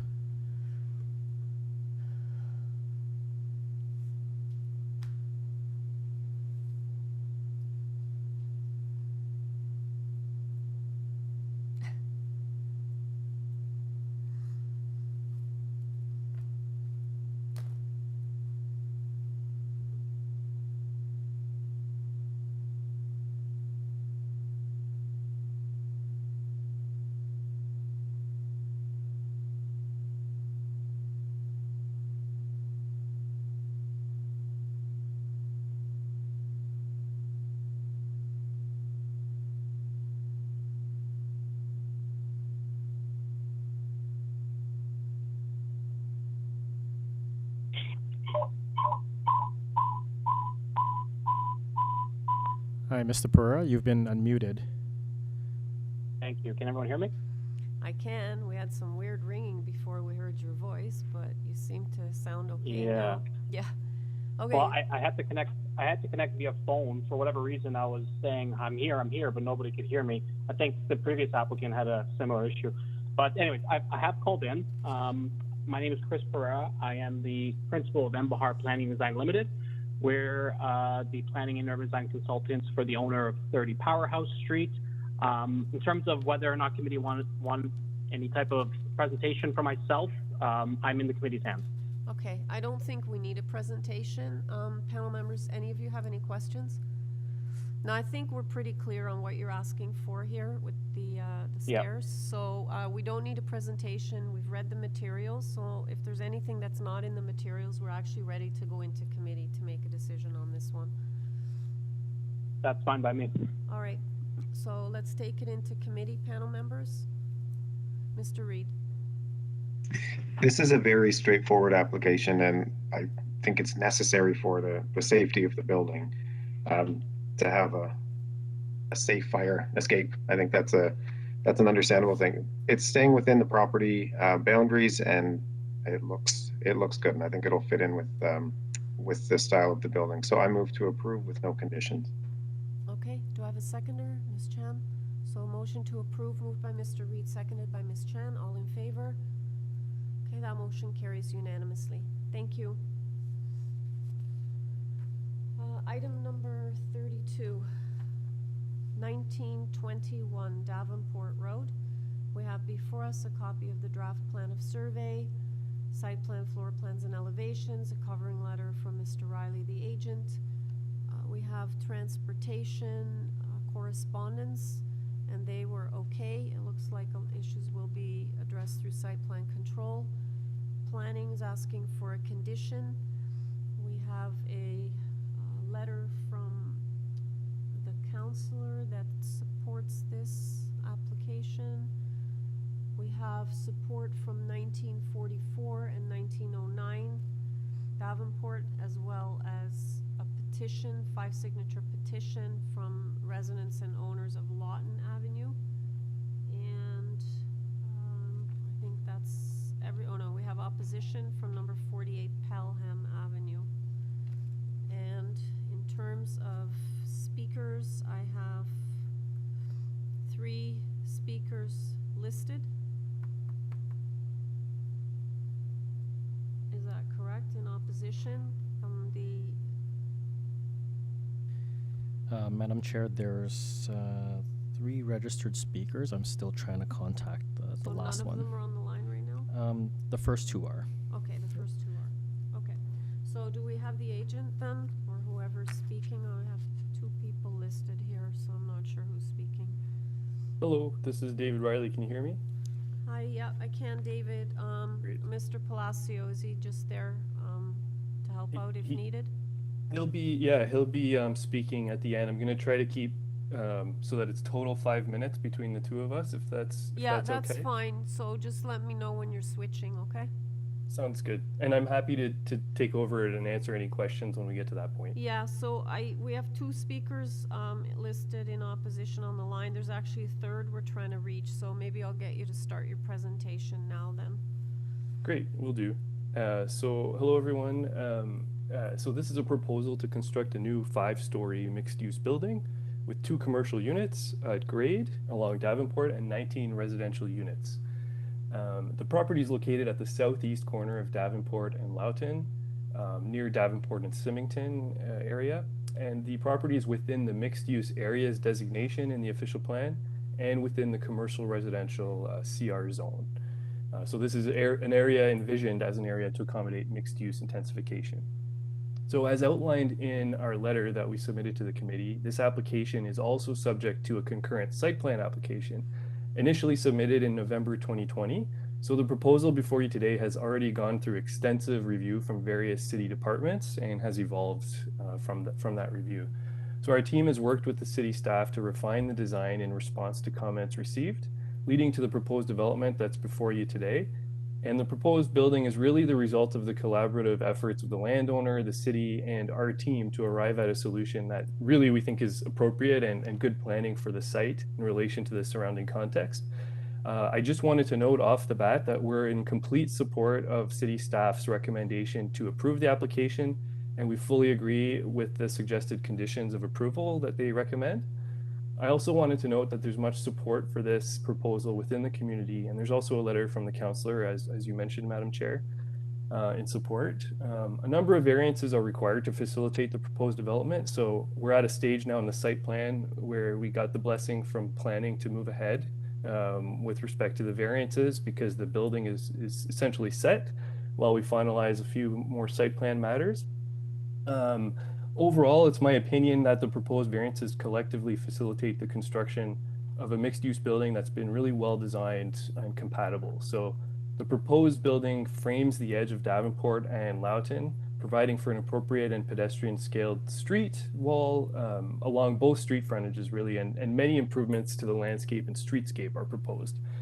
Along Davenport and Loughton, large windows will be prominent features at the main floor for both the retail and the residential units along Loughton. The main wall of the building along Davenport and Loughton will extend up to the 4th floor to a height of approximately 14.4 meters. And then the 4th floor is stepped back from the rear of the building to start that transition to that area to the south. And then the 5th floor is also stepped back from the edge of the 4th floor, but on all sides of the building, except for the east, where it's built up to the property line. So the combined step backs at the rear of the building establish that appropriate transition in height, mass, and built form to the residential neighborhood to the south. And in my opinion, the proposed development is representative of a good example of how intensification can be accommodated in a manner that's really compatible with its surroundings while providing for additional housing options within this evolving neighborhood. And the proposed building will contain a really good mix of dwelling units and sizes. We've got 1, 2, and 3 bedroom units. And so the granting of the requested variances will aid in delivering much needed housing to this part of the city. And importantly, the proposed building includes retail at the base. So that important function of retail along this section of the street will continue. And with respect to the laneway, just quickly, Transportation Services has requested a lane widening, which is shown on the plans and will be provided through the site plan process. So the width of the function of the lane as it exists today is going to be improved from the existing condition. We have a transportation study that justifies the proposed reduction in parking. Just given the letting presence you of know, you're transit. coming up to 4 minutes, so I'm not sure how much you're giving Mr. Just Palacio. 10 more seconds. Thank you so much. Okay. So the city's Transportation Services Department agrees with the assessment, and overall, really, it's my opinion that the development meets the 4 tests of the Planning Act, and we'll pass it over to Mr. Palacio at this point. All right, thanks. Thank you, David. I'll be brief, Madam Chair. And through you, I would like to thank city planning staff for the letter of support and their good work during the last couple of years that we've been working on this application. I would like to thank City Councilor for her letter of support. I would like to thank the residents who took the time to make submissions in support of this application, including those who signed the petition. I have spoken to a few people in the area, and they told me that they like the proposal, they like the build form, they like the streetscaping, the widening of the lane, that the building will enhance the spirit and the character of the neighborhood. It will be a tremendous improvement to what's there. They like the building, mainly that's accessible to public transit, steps away from the smart truck station that's on St. Clair and Northwestern Road, and steps away from the St. Clair exclusive right-of-way as well. In my humble opinion, and I'll be finishing, this is the perfect kind of development that should be encouraged along main streets and avenues. This is the kind of missing middle concept that hopefully City Council will soon bring into effect. Madam Chair and members of the committee, thank you so much for listening, for your attention, and hopefully that we can count on your support. Thanks so much. Thank you, Mr. Palacio. All right, panel members, can you hold your questions till after we hear from the opposition? Okay, thanks. All righty, do you have Mr. Crouchman there? Or Mr. Crouchman, you've been unmuted. Oh, hi there. Hi, I need thanks. you to state your name and address, and then you have 5 minutes to express your concerns. Okay, great. My name is Ryan Crouchman. My address is 89 Lawton Avenue. So basically we live right on the laneway in question. So we'll be neighboring on this new development. And I just want to say I do support the development. I think the plans look great. However, we do have a few questions, and I don't know if those can be addressed here or if they should be followed up elsewhere. But in terms of the length of the development, we were wondering how long will the construction, or at least the heavy construction where, you know, the house will be shaking and all of that, especially as we're working from home more and more.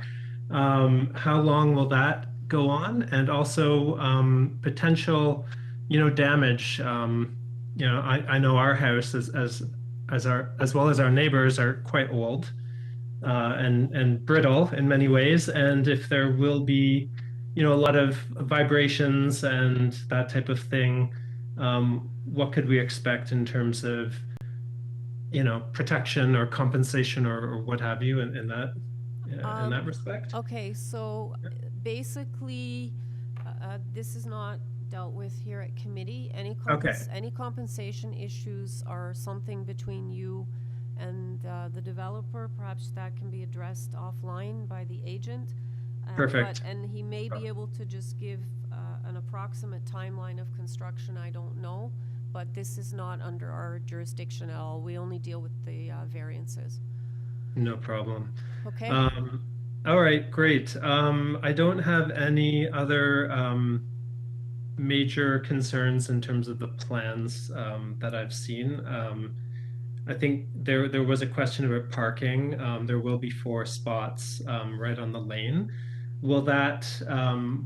It's quite a busy laneway. Will that potentially impact the traffic on the lane? And speaking of retail, will there be any kind of delivery or shipping functions attached to that? So the agent is hopefully noting this question down, because what the way the process is, after you, we'll hear from the other people on the line, and then the agent comes back for 5 minutes to address those concerns. So okay, great. so that's one he could speak to when he comes back. Okay, great. I'll pass the mic off to the next person then. Thank you. Okay, thanks a lot. All right, who have we got next then? Hi, Mr. Manson, you've been unmuted. Great. Hi, my name's Ross Manson. I live right next door to Ryan at 87 Lawton. And as neighbors, we talk a lot, and I have many of the same questions that he did. In general, my partner and I, who live at 87, are in favor of this development. As many have said, it's exactly the sort of density without being overwhelming that I think the city needs. But we are concerned about things like parking, delivery vehicles in the laneway. As Ryan said, it's a very, very busy lane. It's only got this one exit and entrance. The other end is sealed. So that's something. And we never saw what the side of the building looks like that faces the lane. So we're a little bit blind there in terms of seeing whether there is a problem or not with privacy of people overlooking our properties. Again, not a huge concern for us. It's mostly the laneway parking. I have the exact same concern about build time and potential damage to our house. We were in houses that are over 100 years old, and what is the process that ensures that if there is damage, we're not on the hook for it? What else can I say? Oh, I had a question about why there is no disabled parking. I asked that because there are 2 disabled people in my family, and this wouldn't affect me personally, but just a question. Okay. And I guess is the parking that's being provided for tenants, or will it be for customers of the retail and delivery? That's who is that parking for? Okay, so same as the previous speaker then, when the agent comes back, he can give you answers to those questions about the disabled parking and any delivery. But again, with respect to compensation, construction, all that, those are private issues that you have to work out amongst yourselves. And there's no city process that we apply to for that? Not that I'm aware of, no. But it certainly it doesn't fall under this panel's jurisdiction at all. We only deal with the variances. Okay. Okay. Well, that's it for me then. All right, thank you very much. Any questions for the speaker? Anyone? No? Okay. Did you get the third one or not? Madam Chair, there are 2 dial-in users. I'm just going to see if I can identify them. Hey, Ms. Neil? Noreen? Noreen Purbhai, Neil, are you there? Hello, Ms. Purbhai, are you there? Sorry, I'm just sending you. Can you hear me? Noreen?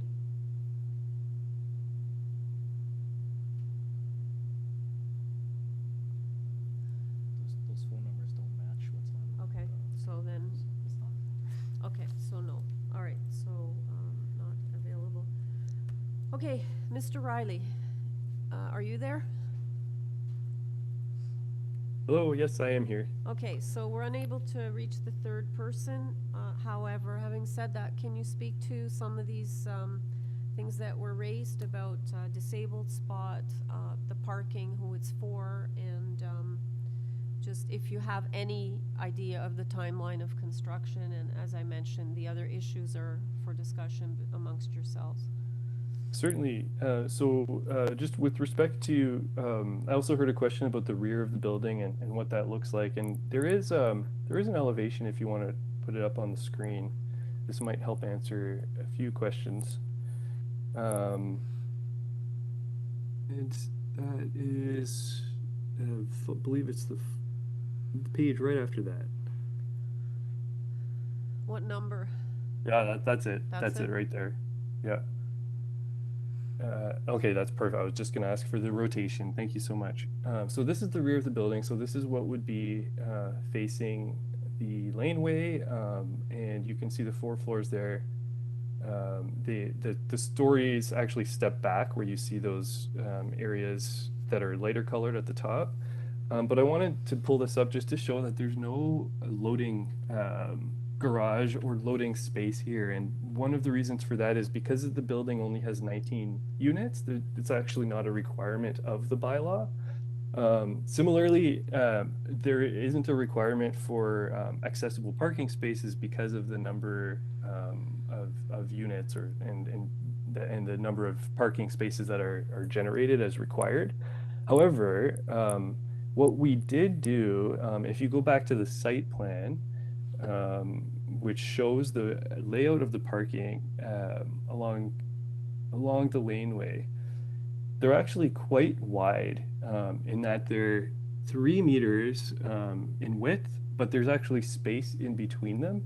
And we did this on purpose so that they could be a little bit more flexible in fitting cars that are different sizes or even cars that generate accessible requirements. With respect to deliveries, this is something, it's certainly something that we're still working on, the details, but generally in these things, with deliveries, you can, once the building is up and running, you can program kind of major kind of functional operations of the building so that they happen off hours.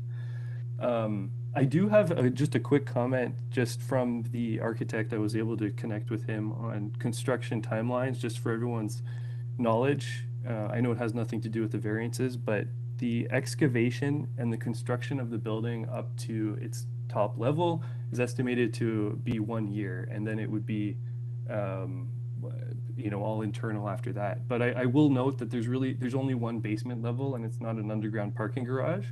So in terms of vibration, I do know that there's standards in the city of Toronto that have to be maintained, and certainly all good construction management practices will have to be adhered to. So, but I'm happy to put whoever is interested in touch with whoever they need to get in touch to have these further conversations about that. Okay. Panel members, do you have any questions for Mr. Riley? No? Okay, we're ready to take it into committee then. Mr. Reid and then Ms. Chan. I'm happy to start. I think this is a great project, and I'd like to commend the applicant and agent for getting this far down the road and having basically no real objections in the community. I think that's shown the level of work that they put into designing this sensitively. I think the variances requested are minor given the site and its context, and this is exactly the kind of thing that we need across the city on streets like this. So I'll be supporting it wholeheartedly. Okay, Ms. Chan. Yes, I do agree everything that Peter said. I just want to add, this is, I think it's a good development of the site. And I think that it's the typical ideal case of the missing middle. And because they also have to go through SPA process. And I think that a lot of other issues will be worked out. And then I like the presentation, I like the project, and I'm in support of it too. Okay. Mr. Reid, did you want to move a motion then? Yes, I'm happy to move a motion for approval subject to the community planning conditions. Okay, you seconding, Ms. Chen? Okay, so that's a motion to approve, including the planning conditions in the 28th of January report, moved by Mr. Reed, seconded by Ms. Chan. All in favor? Okay, the application is approved unanimously. Item number 33, 284 Ellis Avenue. We have before us a copy of the plan of survey, site plan, floor plans, and elevations. We have an urban forestry package that contains a site plan and inventory of existing trees as well as photographs, an arborist report submitted by the applicant, correspondence in support from 286 Ellis Avenue, which is adjacent, opposition from 280 Ellis and 261 Ellis. We have email correspondence from planning in the supplementary agenda, and correspondence in opposition from 265 that also came in the supplemental agenda. And I am showing 3 speakers. Do we have them all? Madam Chair, I'm unable to locate the second speaker. Okay. Okay. Do I have the agent on the line?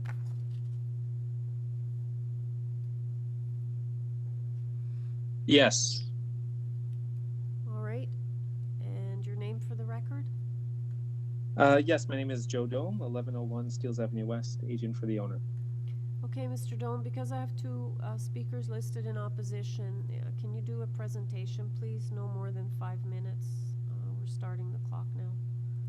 Yes. Yeah, I'll get right into it. So variance number 1 pertains to the proposed side yard setback of 0.6 meters, which does only apply to the north side of the dwelling, while the south side meets the bylaw. There are a number of examples of similar or smaller setbacks on the street and in the surrounding area. For example, right next door at number 282 was approved for a 0.44 meter setback as shown on the site plan. Variances number 2 and 3 refer to the building length and depth. And if we can bring up the site plan here, I can illustrate this. Yeah, I'd like to point out that this number is not really representative of the actual massing, given that they include the 2 privacy walls on either side of the rear main floor deck and basement walkout, which extend out past the rear main wall. And the actual length of the dwelling itself would be 17.79 meters, which does line up with the neighbor's rear wall at number 282. And I should point out number 288 was also approved for an 18-meter length. Variance number 4 regarding FSI, the proposed 0.67 FSI is well within the range of approvals in the area, which are too many to list. However, the examples on Ellis Avenue include 224, 263, 288, and 290. And the former 2 are actually over 0.7 FSI. Variances number 5, 6, and 7 refer to the platform sizes and number of platforms. The owner would like to amend variance number 5, and the changes would be as follows. The front 3rd story rooftop deck would be reduced from 8.61 square meters to 6.46 square meters. And for the rear 3rd floor rooftop deck, the owner would like to add 5-foot privacy screening on both sides and a 3-foot rear structure to reduce the ability to walk up to the edge, which would reduce the area from 30.63 square meters, as shown on the notice, to 24 square meters. And also we would like to eliminate the language for the front 2nd story balcony, which will be reduced from 5.25 square meters to under 4 square meters. So that would eliminate that from the notice. For context, there are a number of existing dwellings in the neighborhood with multiple balconies, including 3rd story balconies, such as around the corner to the northwest at numbers 22, 34, 38, and 44 Ellis Park Road. The latter 3 were approved within the past 5 years. Even closer than those, number 290 Ellis Avenue, just 2 houses north, is a good example of multiple platforms, including front and rear 3rd story balconies. Furthermore, it was also approved for nearly the same FSI height and main wall height in 2018. The design of the rear 3rd story balcony is stepped back significantly from the rear wall to mitigate impact. Finally, variances 8, 9, and 10 refer to the overall height and the front and rear main wall heights of the dwelling. I'd like to point out that the roof is considered sloped and the third story is allowed as of right. All three of these variances pertain to a small portion of the roof, while the height of the majority of the dwelling is lower. As I mentioned, number 290 was approved for the same overall height and similar main wall height. The owner has had discussions with neighbors and has a letter of support from the adjacent neighbor at number 286. Also, we don't have the letter on file, but I should mention that the other adjacent neighbors at 282 had no objections. Lastly, conversations with planning were had. As you see on file, they have no objections to the application. We feel that considering the context of the variances, this application is reasonable and minor in nature. I'd be happy to answer any questions you may have. Sorry, can we just go back to the changes, because I think I missed something. So for variance number 5, the first sentence you're getting rid of, right? On the front second story balcony, 5.25, you're gonna comply, correct? That's correct. Okay, and then the third one, the area of the front third story rooftop deck, it's becoming 6.46 meters square. Okay, that's right. And then I believe you said screening on the rooftop deck. That's right. Okay, so that would be to 1.5 meters. What sides would that be? That would be both sides, and at the rear there would be a 3-foot structure, but it would be set back further, which would reduce the area of the rooftop of the rear third story rooftop deck down from 30.63 square meters to 24. Okay, so that's, and I'm sorry, what's the height of that again? 3 feet. 3 feet. Okay. Okay, did you get all that? Yeah? Okay. All right. So I'm going to go to the opposition and then we'll have you come back. Okay.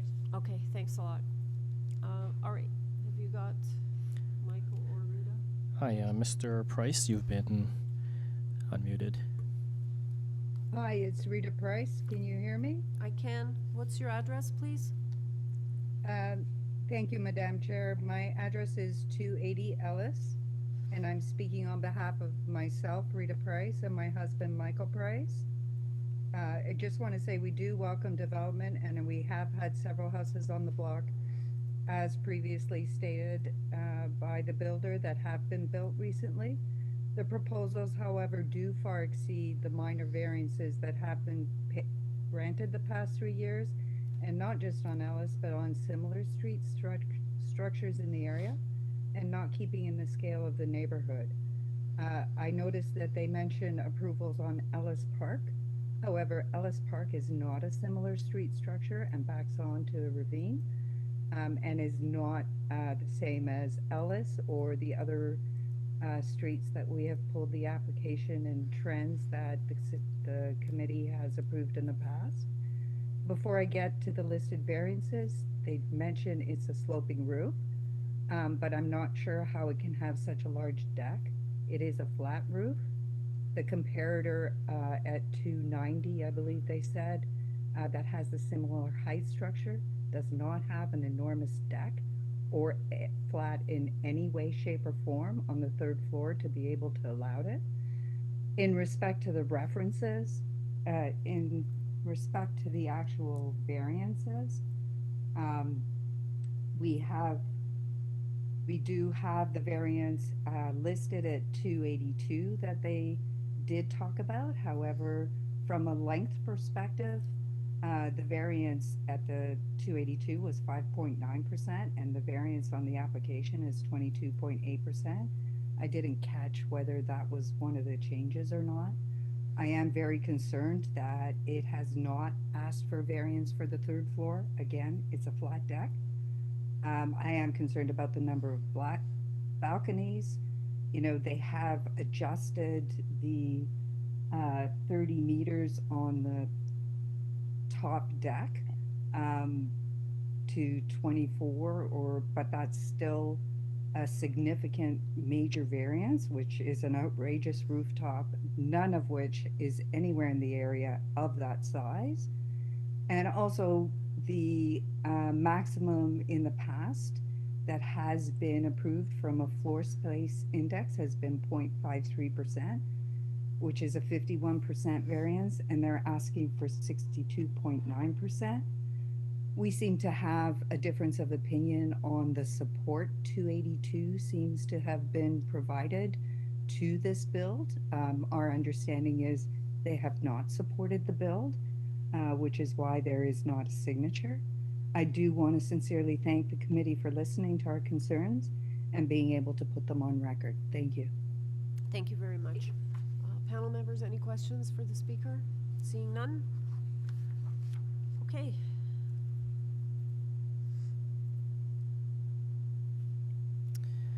Hi, Mr. Turner or Ms. Murphy, are you there? Yes, it's Neil Turner. I'm Lorna Murphy's husband. In the interest of saving time, I'll just like to say that everything that was presented by Rita is exactly what I was going to present. Okay, thank you. I do need you to state your address for the record, though. It's 265 Ellis Avenue. Okay, is there anything you want to add? No, nothing more than Rita's already stated. Okay, thank you very much, sir. Thank you.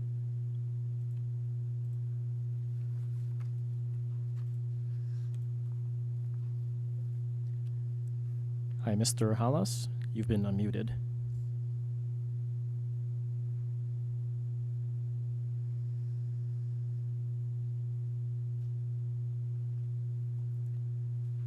Hi, Mr. Chris Hallas, are you there?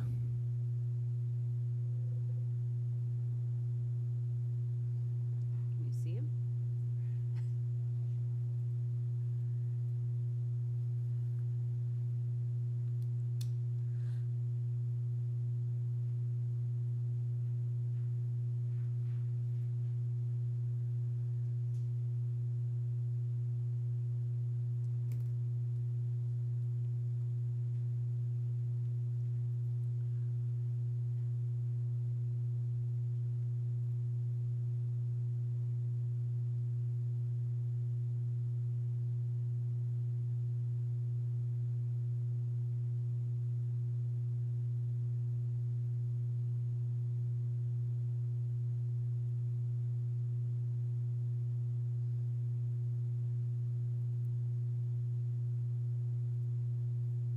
I'm not able to take your call right now, but leave a message and I'll call you in.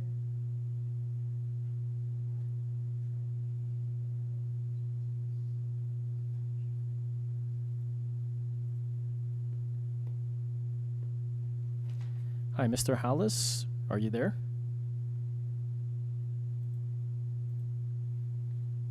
Mr. Hallas or Terry Sota?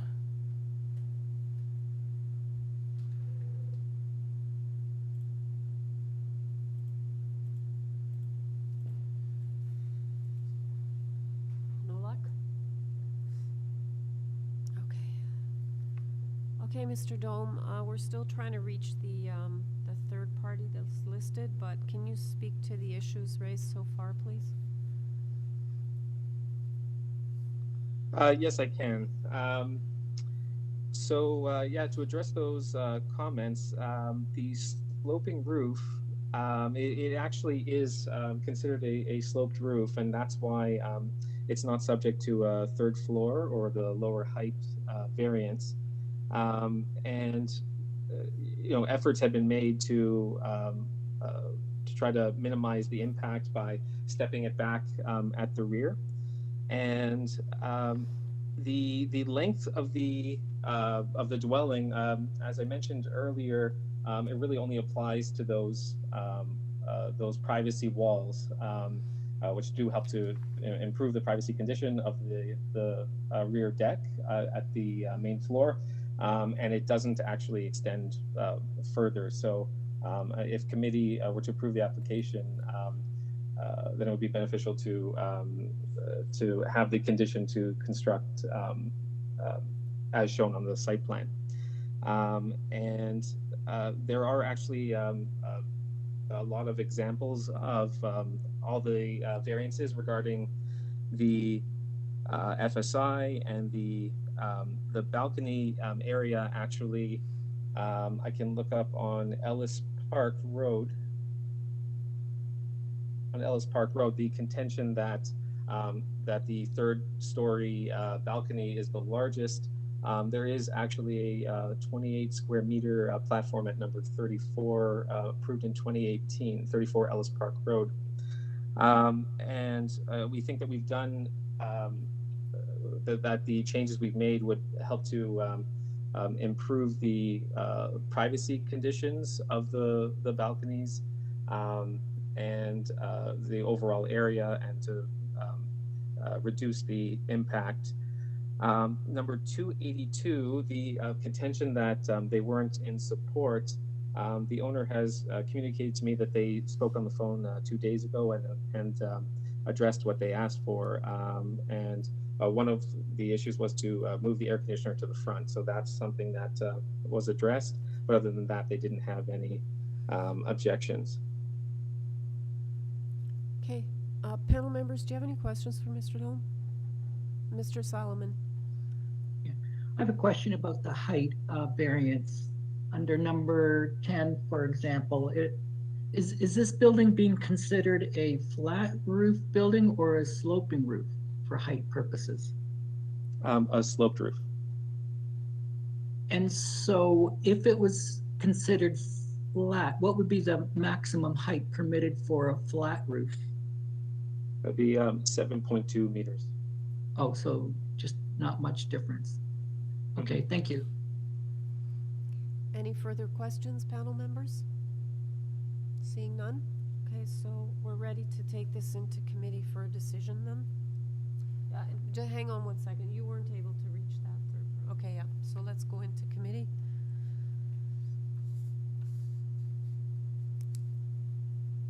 Mr. Solomon. I do have concerns with the overall massing of the building. To me, it looks like a very large 3-story box, and I think that results from the proposed increase in height at the front wall and at the rear. And I think if it had more of a sloping roof, it would fit in better with the character and would not, the massing would not look as large. I also have concerns with the 3rd-story rooftop deck and the size of that. Anyone else? Mr. Reed? Yeah, I agree that it is a bulky house, especially from the street. But I think it's a supportable application. I think the way it steps back on each level going towards the rear, that does result in a bunch of balconies and platforms. But I think that what's being proposed in terms of shrinking those spaces and adding some privacy makes it defensible. And I think it's the depth, I think, is in line with what's in the neighborhood existing and like recently approved, but also older houses as well. So I'm going to be supporting it. Ms. Chan? Yeah, actually, it's a little bit large, but when I look at the site plans and also with the process that they have taken to work with staff, and it seems that there are a lot of things they have revised and reduce some of the sizes of balcony. That is a good thing. And then in terms of the site plan, I think that is compatible to the adjacent property, and I'm also in support of it. Okay. Mr. Reed?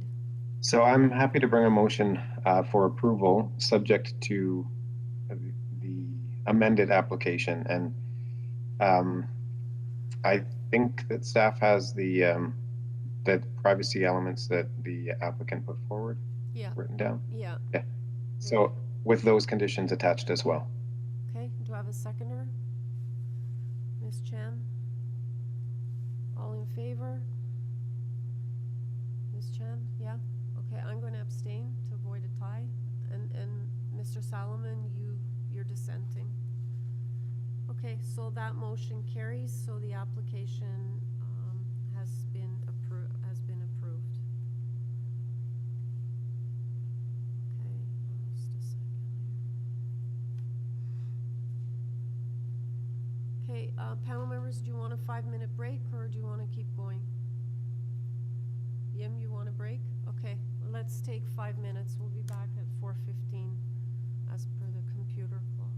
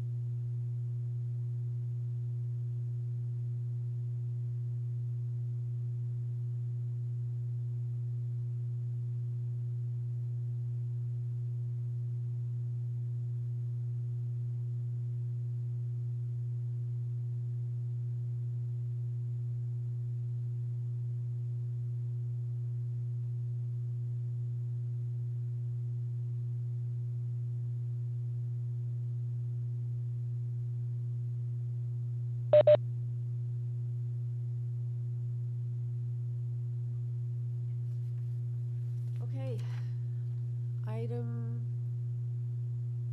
well, I only see Nimrod, so I better wait.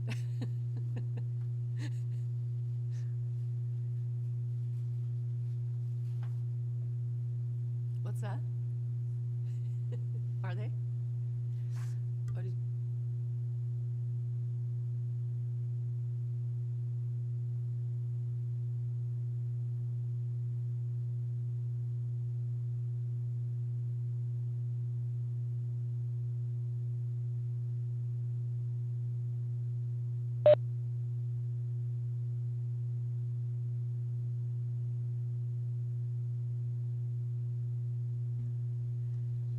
Okay.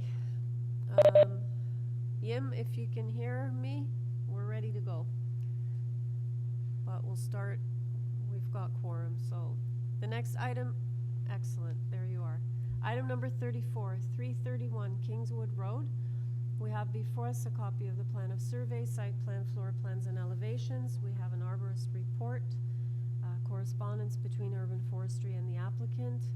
And we have forestry asking for condition number 2. And in the supplemental agenda, I believe planning is asking for a revision, or there's a revised plan there. Okay, do I have the agent on the line? Yes, it's Greg Patterson, agent for the owners of 331 Kingswood Road. Hi, I don't have any speakers. Can you just, I'm sorry, I'm toggling back and forth here. Can you just please clarify, like planning asked you to modify variance number 1 and to plant a tree, I believe? Yes, well, we were asked to consider, increasing the amount of soft landscaping. We worked with Sean Gunther at Community Planning and a few different back and forth negotiations, if you will. And you can see from the revised site plan, we've basically eliminated all of the patio space that at one time was desired by the owners. And as a final kind of request, we're in agreement to plant a tree, which is shown on the site plan there. Okay. Is there any revision to any of the variances, like variance number 1? Are you revising that? Because we have to change it on the notice, so I need you to officially change it. Yeah, I submitted a marked up notice, basically where the final paragraph, or sorry, final sentence describes the proposal. Instead of the 20% and 17.93, we now have roughly 34% and 30.08 meters squared. Okay. So we've improved the amount of soft landscaping by about 75% more than what was originally proposed. Okay. So that's great then. So you're amending that variance at this hearing then. Okay. Panel members, do you have any questions for the agent? All right, I think we're ready to take it into committee for a decision. Is there anything else you want to add that's not in the submissions? No, just maybe to note that the neighbor to the rear of the property, the owners did approach and reviewed the drawings with. They're just a very busy store shop owners from nearby Kingston Road who just didn't have the time to submit their support letter. That's all. Okay, thank you very much. All right, panel members, we're in committee. Ms. Chan. Okay, I can start. I think this is a minor application with the revision or reduction of variance number 1.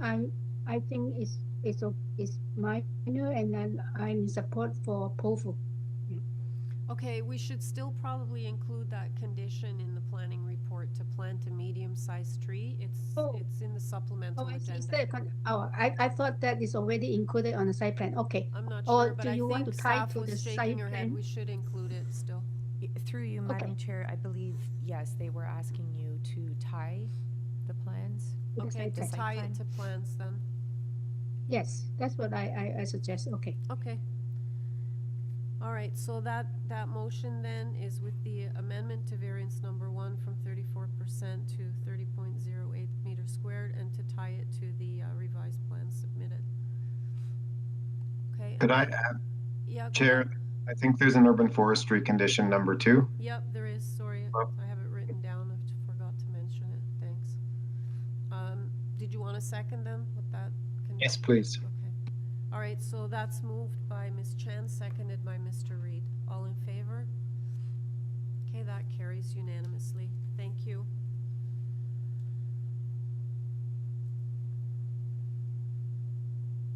Okay, item number 35, 50 McGee Street. We have a copy of a plan of survey, site plan, floor plans, and elevations before us.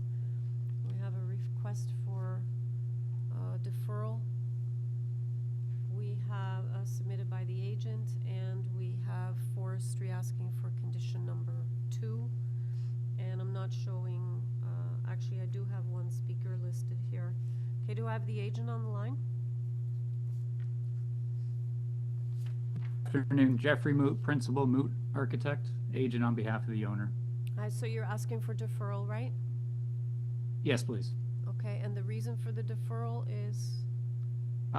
It is a modest project. However, unfortunately, we did receive a letter of opposition from the planning office fairly late in the process. And so we're requesting a deferral as more time is required to consider our options and to work collaboratively on a solution that would work for us as well as planning.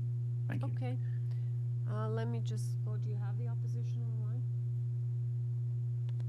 the line? Madam Chair, I'm just going to try to verify the dial-in. Okay. Speaker. Hi, Miss Mason Nowalski, are you there?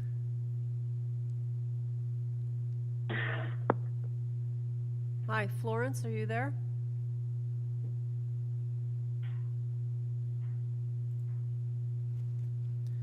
Okay, Madam Chair, I guess the dial-in user is not the registered speaker for this Okay. case file. I was unable to locate her.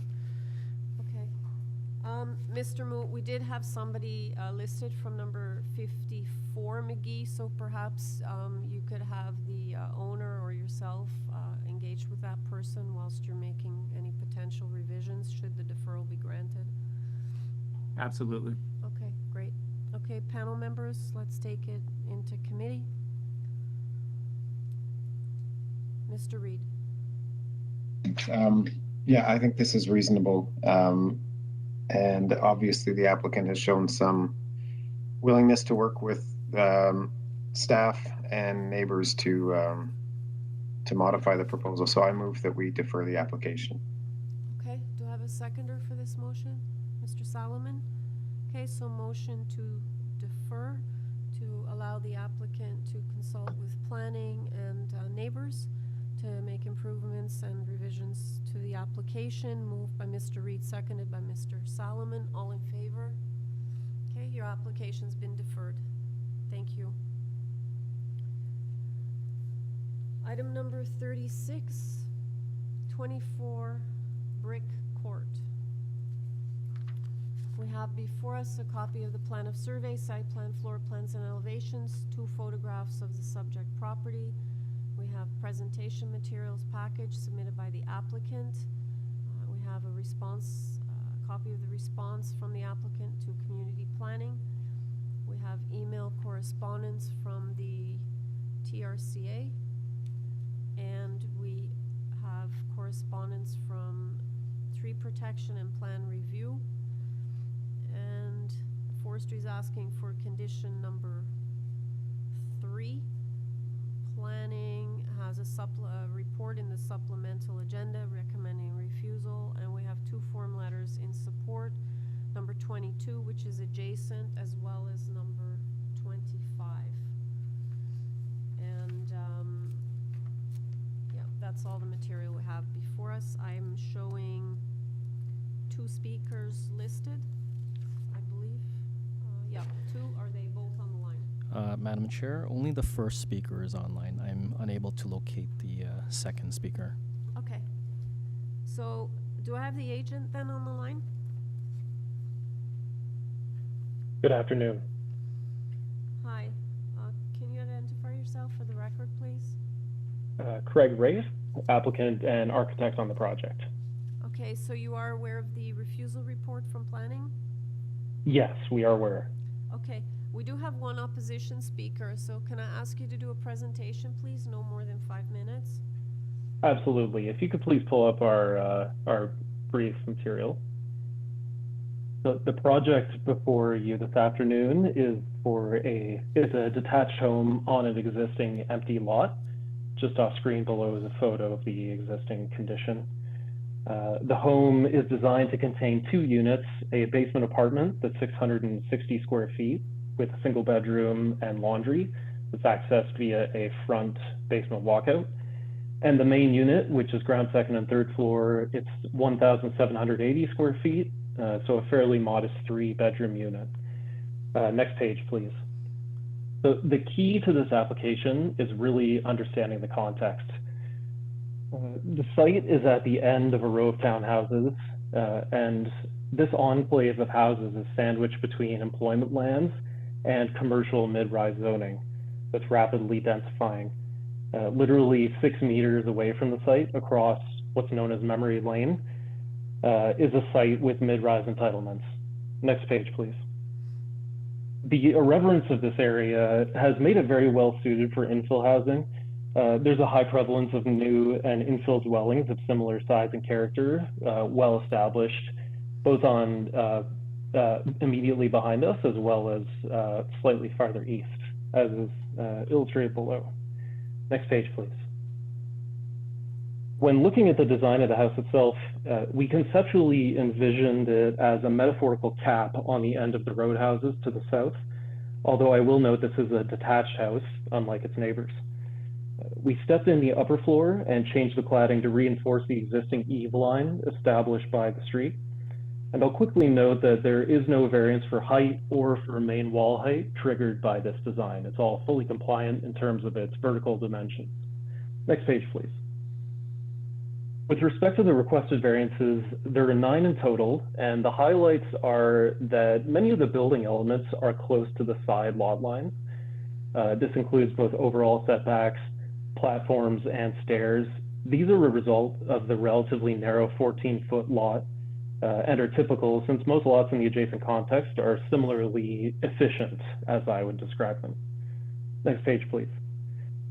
There's also a variance for the basement door facing a street that acts as a secondary unit. This is minor as it's essentially invisible in the basement walkout. There's also a variance for floor space index. FSI has been exceeded by 2 immediately adjacent homes, but also notice that the proposed gross floor area for this project is relatively small. This is, in my mind, this proves that this is a statistically modest house, simply located on a small lot. Next page, please. Substantial outreach was conducted to the neighbors, community planning, the Toronto Region Conservation Authority, and Urban Forestry. The clients for this project were awesome. They created a website and had a social media campaign, and it really paid off as quite a lot of the neighbors expressed support. Several of them only did it via text message, so it wasn't submitted, but it is indicated here on the map. Next page, please. Before I conclude, I'll address the planning opposition, and I'll note that it recommends refusal purely because of the rooftop terrace on the design. In our discussions with planning, this was the only element of the design that they did not support, and we elected to maintain it as part of the application for several reasons. One, there's no bylaw precluding a rooftop deck on this site. 2, rooftop decks are prevalent, including 8 neighbors on Brick Court, which is only 1 block long. This also includes 2 immediate neighbors at 18 and 20 Brick Court. And 3, immediately north of the site is a mid-rise site. Like 6 to 10-story buildings are becoming prevalent along Queen, including an 8-story mid-rise recently completed, slightly east on Memory Lane. So, and I apologize for not having graphics to illustrate this. The planning report was received after our submission deadline. But suffice it to say that this is an area where elevated outdoor living space is embraced by existing houses and will only expand in the very near future. neighbors are generally supportive of it, and it will help a family have high quality outdoor space in a dense urban environment. Everything about this neighborhood is an embodiment of unique urban living, and that should be expected when your street is wedged between a Loblaws and an abandoned noodle factory. This community is special, and we tried to design a house that is special too. So we're proposing variances that fall within established neighborhood patterns and allow the design to find rhythm with its streetscape. It proved to be worthy of the support of the immediate neighbors, and we hope it's worthy of your support too. Thank you. Okay, before I go to the opposition, can I just clarify one thing? Are you, because we are dealing with the notice in front of us, are you removing variance number 7? And then I read something about a 1.5 meter privacy screen on the south wall of the rooftop terrace, is that right? Yeah, so we were told by community planning that they were going to recommend removal of variance number 7. Okay. That didn't end up in the report, but we are amenable to that. That is the variance for rear yard soft landscaping. Okay, well, I'll leave it up to you whether you want to remove it or not today. I mean, let's go ahead and remove it, please. I think planning was expecting us to do that. okay.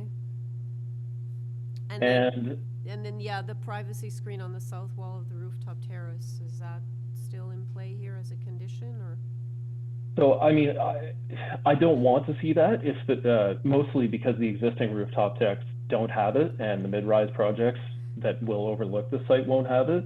However, we'd be completely amenable if the committee wants to put a condition for a 1.5 meter privacy screen along the south wall of the rooftop terrace. We would be amenable to that. Okay. All right, I just wanted to clarify that. Okay, so we'd be Thank you. Yeah. Okay, so we'll look at the application as amended with variance 7 removed. Okay, so I'll have you back after we hear from the opposition then. Mr. Jiang, you've been unmuted. Hello? Can everyone hear me? I can. Can you please state your name and address for the record, and then you have 5 minutes. Yes, my name is William Jiang. My address is 26 Memory Lane. I live right across from 22 Brick Court and the proposed site of 24 Brick Court. Okay, go ahead. Okay, so I'll get right to it. I just firstly want to apologize if you do hear any background construction noise. There is some construction going on right now. So the application to this new development is indicated as a minor variance, but I would like to preface that currently the lot of land where this application for the new development proposed is currently only a sidewalk and 3 parking spots. There's no building, no condo, no house on the lot of land right now. Now, what I don't understand is why the purpose of this application is labeled as a minor variance, because the application as a whole doesn't seem very minor to me in nature. Counting the number of minor variances, there are 11, and this adds up to constructing a new 3-story duplex with 2 balconies and a rooftop terrace, and a new detached garage. I'm not an expert in urban planning, but I don't think building a new 3-story duplex with a terrace is something minor. It sounds very major, in fact. My first concern is privacy. In the reference file CA plans from October 21st, 2020, page A2.1, it shows the north elevation of the proposed building with 14 windows, and which will face my house. This is a major privacy issue as the proposed house will be very close to mine. The zoning bylaw permits a side yard setback of 0.9 meters, but minor variant number 6 in this application asks for an amended setback of 0.15 meters instead, which will make the proposed building very close to my house. My second floor balcony and another window on my 3rd floor faces directly towards the northwest of the proposed building, and this creates a privacy concern for my family. The minor variance application also indicates that the proposal of a 2nd and 3rd rear floor balconies, as well as a rooftop terrace, these will overlook both my balconies and my living room, as well as my neighbors to the east. So that would be 28 Memory Lane, which will no one will be comfortable with this, to be honest, in my opinion, especially no other houses on Memory Lane on Brick Court with a terrace as well. This is the only house with a terrace, in my opinion. From what I understand, the proposed building may also cast a shadow onto my house, limiting the amount of sunlight that we will receive. And minor variance number 3 also asks for a decreased setback of 0.5 meters instead of the 0.3 meters for balconies, which will allow the proposed balconies to be even closer to my house. And I'm heavily against this proposal as it infringes on my privacy. Another concern is safety. I believe the new proposed building would tear down a sidewalk that many residents in the community use. The sidewalk there is for safety, and without it, it can cause a safety hazard. The back alley parallel to Brick Court, that is a lane to the garages on Brick Court, is often used as a pedestrian pathway to Leslie Street and then onto Queen Street or grocery stores, as indicated by the real estate agent there, which is also close to Loblaws, Canadian Tire, and a bunch of other places. So without the sidewalk to enter or exit that laneway, it'll cause pedestrians to walk on ongoing traffic on Memory Lane, and it could be very dangerous during the day and especially at night when it's hard to see incoming traffic. And pedestrians on Memory Lane and also on the lane parallel to Brick Court. So these pedestrians and me just think it's a bad idea to tear out that sidewalk. This will only exponentially increase in being an issue when there's a new condo being built directly to the east of 26 Memory Lane and another planned condo development directly to west of 26 Memory Lane. And this will increase the number of people and residents walking around that area, and it'll just be very dangerous overall. Additionally, there is a lamppost very near, if not on the land, that would occupy the proposed detached garage. If this proposal were to go through, I would just have a very important question of where would this lamppost be? Would it be teared down during construction and then be built back up, or will it be moved? And also, if there's a new house there, like, would it decrease the amount of light would receive? I think this lamppost is significantly important to Memory Lane because it's the first lamppost at the entrance of Memory Lane from Leslie Street, and that's around 45 meters from the entrance of Memory Lane from Leslie Street. So if that's the first lamppost and we tear down that for the purpose of building this building, I'm not sure if that's a good idea. Without this lamppost, there could be a drastic decrease in available light at the intersection of Memory Lane and an alley that goes to the garages of Brick Court. I believe that this would be increase in traffic accidents as indicated before, and many residents use that alleyway as explained before. Another concern is the high possibility that this new housing development will cause difficulty in our cars' ability to exit our garage. During Toronto's long winter seasons, large piles of snow build up on Memory Lane. The piles of snow are high enough to cover many cars on the street. Mr. Jang, you're over 5 minutes. I need you to wrap up, please. Okay, so I just wanted to conclude that if this building were to be built, the 2-lane would become a 1-lane, and it'd be really hard for cars to move around, especially during construction time. And I just want to thank the committee for listening. And as a result of these concerns, I am against this application and hope the committee refuses this application. Thank you. Thank you, sir. Panel members, any questions of the speaker? Seeing none? Were you able to get the other party? Okay.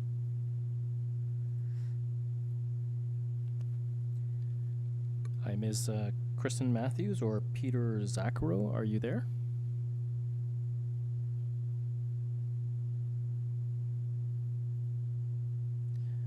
Madam Chair, I'm unable to locate the second speaker.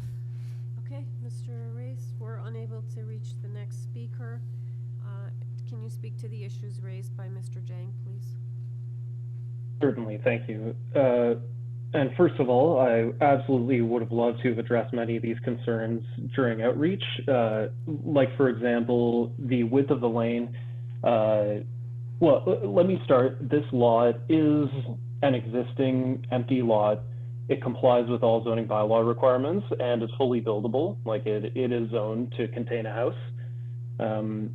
It will not exceed beyond the current width of the right-of-way, so Memory Lane will remain the same width adjacent to this site as it currently is, both one block east and for the rest of its length, as well as the block immediately behind us. So there should still be sufficient width for cars to come and go, and we are not extending into the public right-of-way.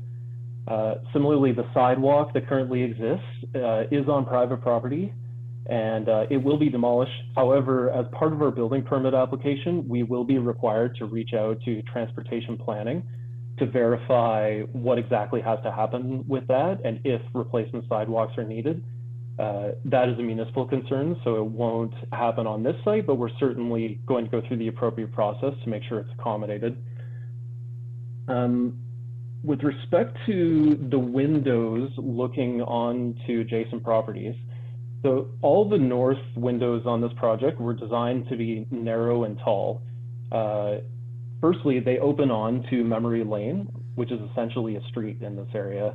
And there was concern from the clients about people looking in as much as there is overlook out. So that entire facade was designed to be intentionally private. Large windows were kept to just the east and west ends of the site where there's less of an overlook concern. And we respectfully want to maintain privacy between this property and theirs. Finally, the lamp post that was mentioned that is at the end of the laneway, that's actually on the property to the south, number 22 Brick Court. This application will not affect that lamp post. Were there any other comments I should address? I don't believe so. No, but there might be some questions from the panel. Certainly. Let's see. Okay. Anybody? Any questions? Seeing none? Okay.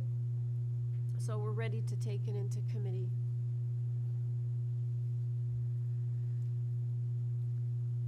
Anybody? Mr. Reed. I'm happy to start. I think this is an odd lot, obviously, and I think it does a good job at fitting in into its context. I think what's there, those townhouses are definitely of their time, and I think this is kind of its time. But I think effort has been made, especially with the third floor, stepping it back from the front and the rear. I think it fits in. I think it works with its context, and I think the variances are approvable. So I'm going to be supporting it. Okay. Ms. Chan. I had a little difficulty in the beginning when I look at the proposal. It seems that the height it is it sticks out quite a lot from the adjacent townhouses. But on the other hand, I thought that it is a very innovative idea to use the site, and I think that the designer had make an attempt to actually round the corners to soften the edges. And I think that with a small site like that, it is a great approach. And when I look at it, the height is maybe my only concern, except that when I look at the variances, height is not a variance. So in that sense, I sort of think that it's appropriate development of this tiny lot, and otherwise, what's going to be, what else can it be, right? So I'm in support of it in that sense. Okay, Mr. Solomon? I would have to agree with all of those comments. It is a very unusual lot. And I also had some issues with the overall height that's being proposed, but there is no height variance for overall height or for sidewall heights. And so I think in the end then, I think variances are minor and I would approve this. Okay, I'll need a motion then. Ms. Chan? Okay, yeah, so I move for approval with the planning condition that is 1.5 privacy screen on the south side of the roof deck, rooftop terrace. And have we amended some variances? Or? Yeah, we did. We removed variance number 7. Yes, yeah, as amended then, yeah. And also there's a forestry condition number 3. Yeah. Yep. Okay, so with that condition for 1.5 meter privacy screen on the south wall of the rooftop terrace, forestry condition number 3, removal of variance number 7. Ms. Chan moves approval, seconded by Mr. Reed. Okay, all in favor? Okay, your application's approved with those conditions. Item number 13. 37, 310 Dundas Street, East. We have before us a copy of the plan of survey, site plan, floor plans, and elevations. We have email correspondence from Heritage, and they don't have any concerns. And I don't show any speakers other than the agent. Okay, do I have the agent on the line?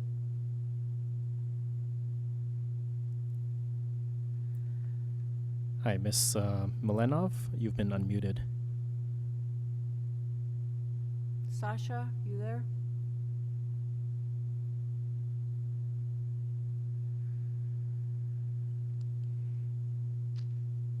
Hello, Miss Milenov, are you there? I'm gonna try to call you.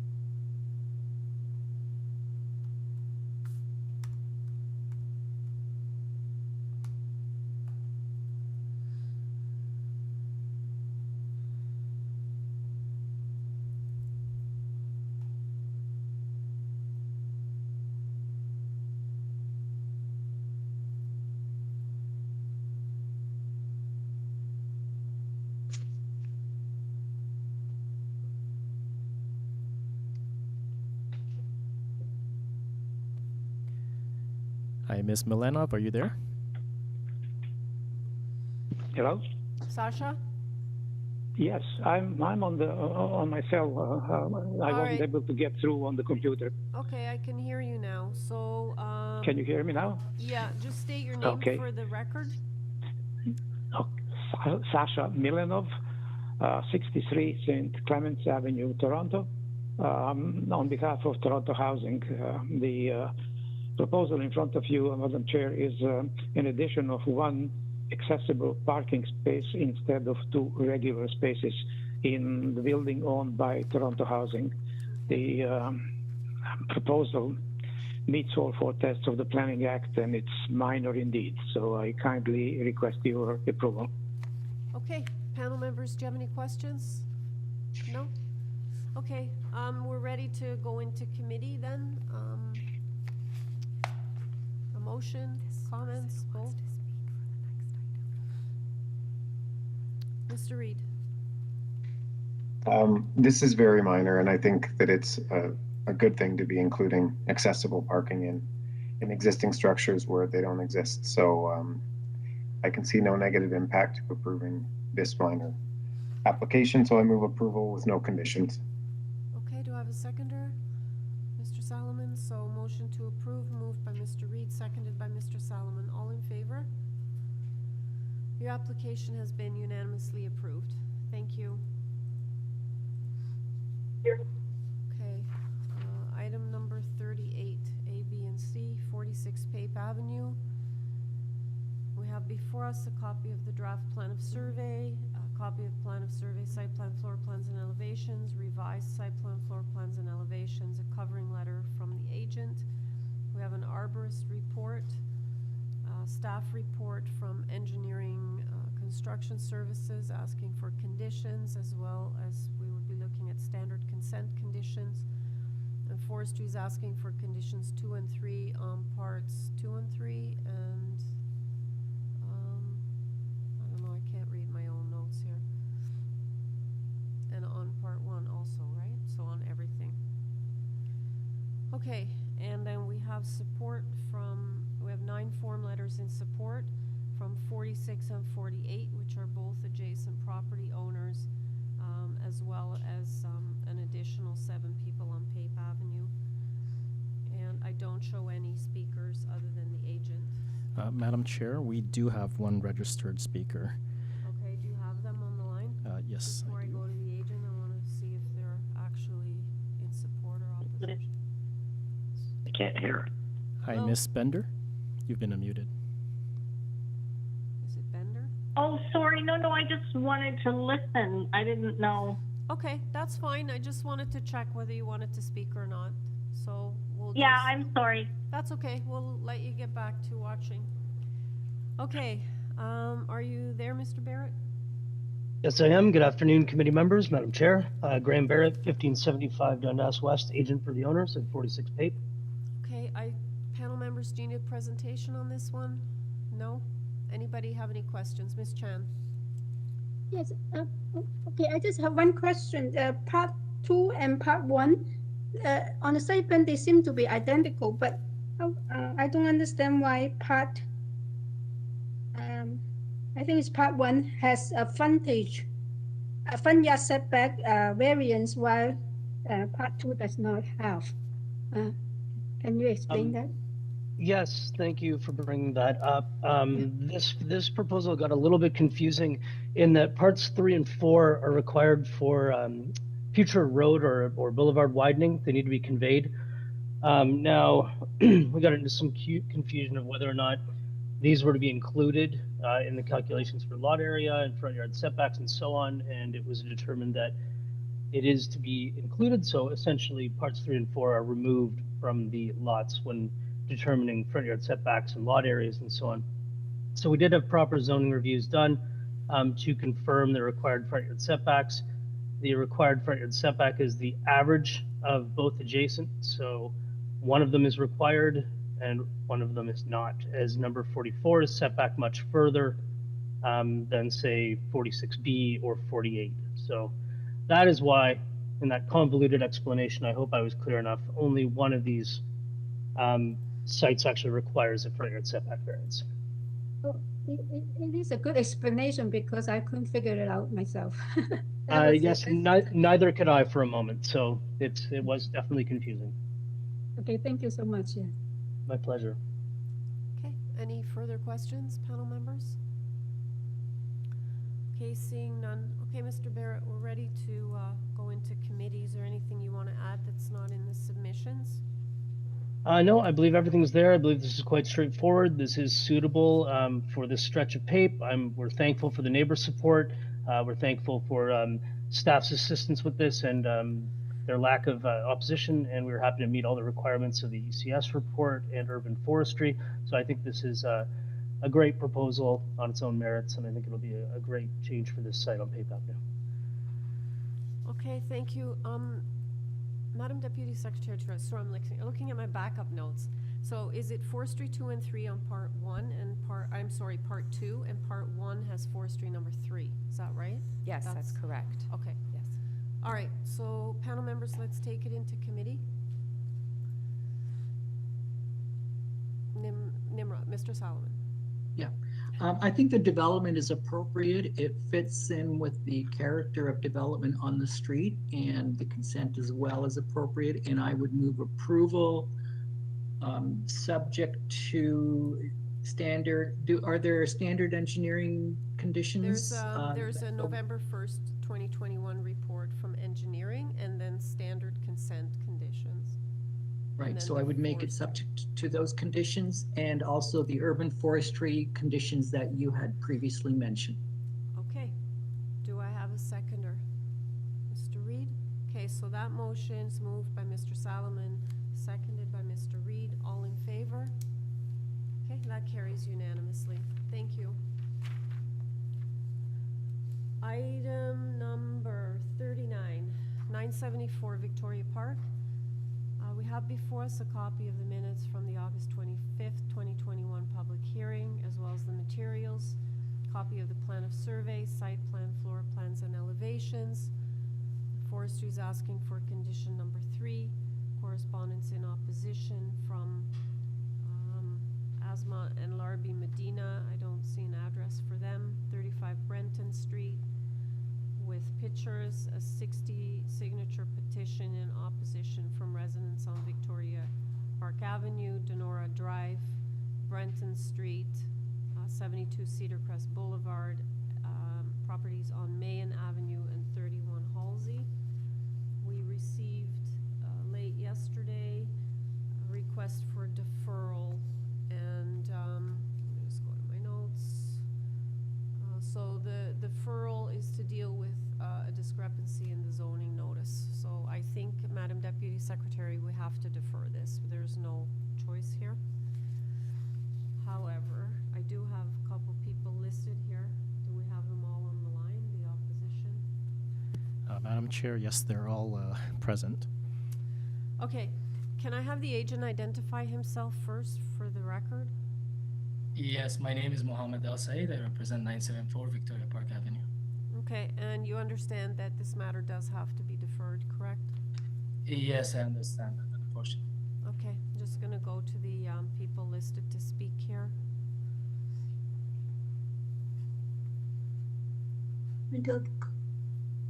Hi, is this Miss Espiritu?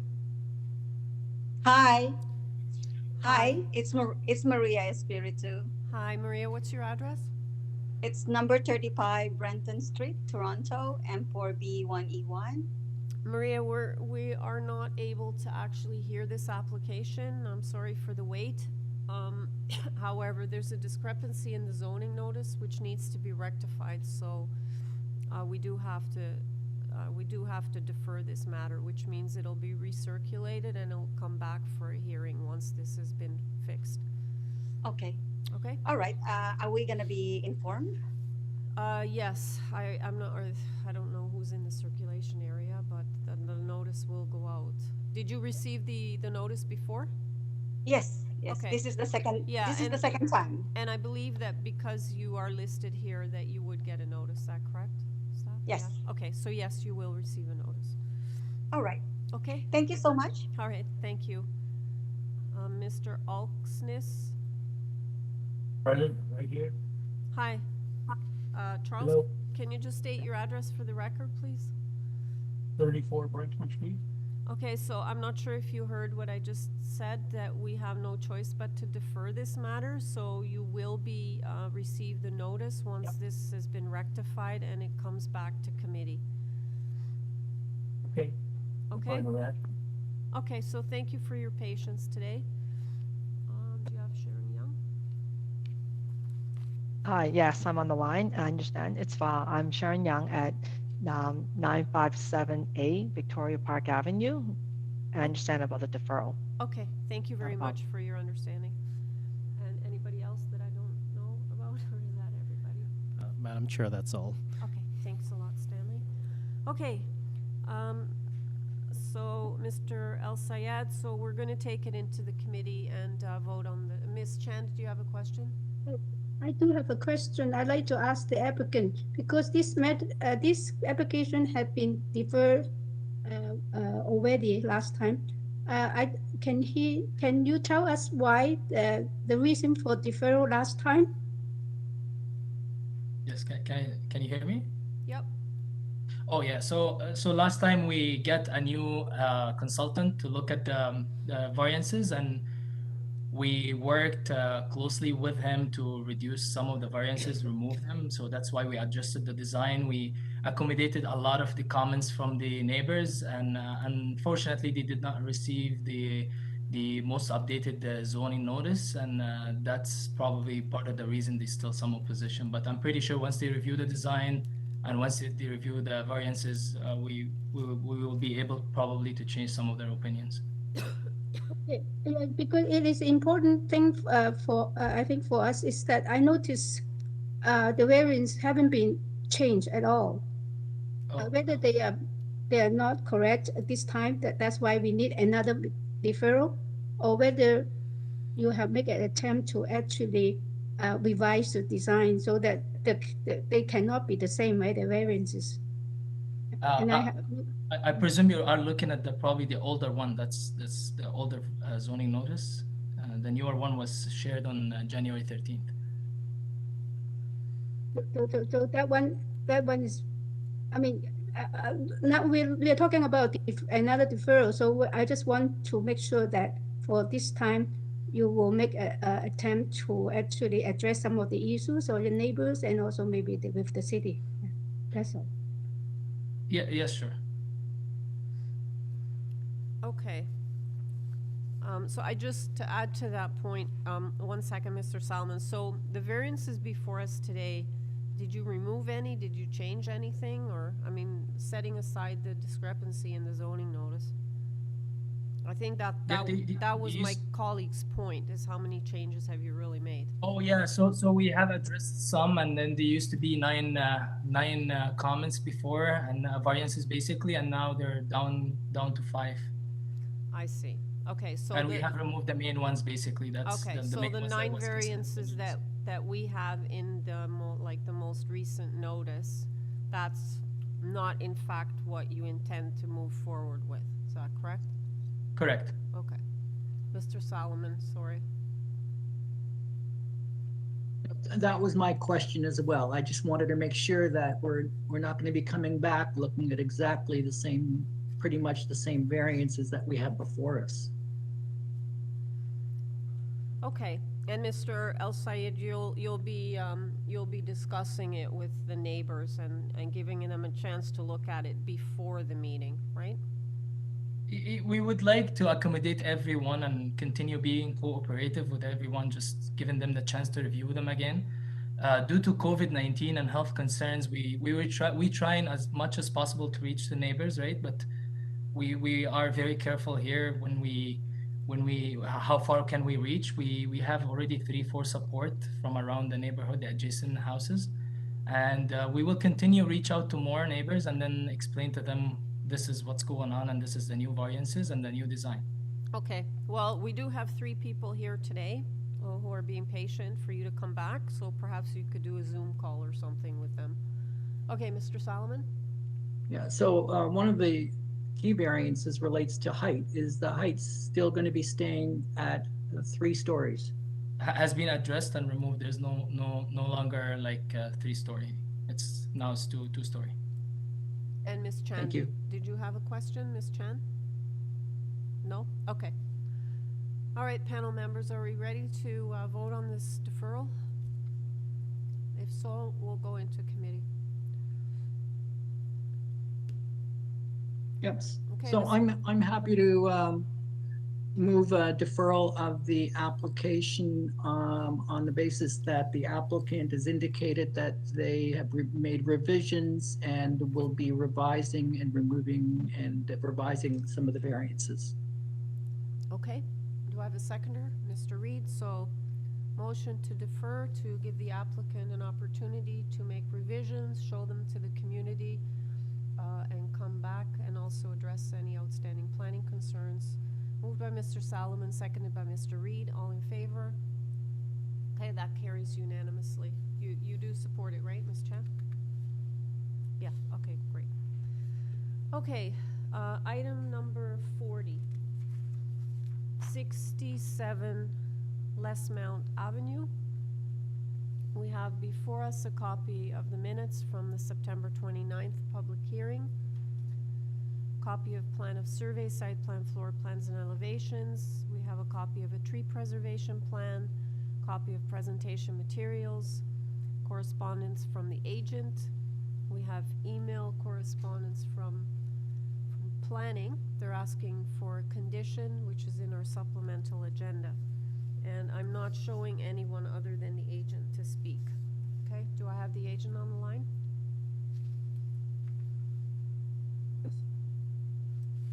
Hi, good afternoon. This is Ilan Weiner, the owner of 67 LESMOUNT Avenue.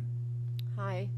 I don't think we need a presentation on this. Panel members, do you have any questions for the agent?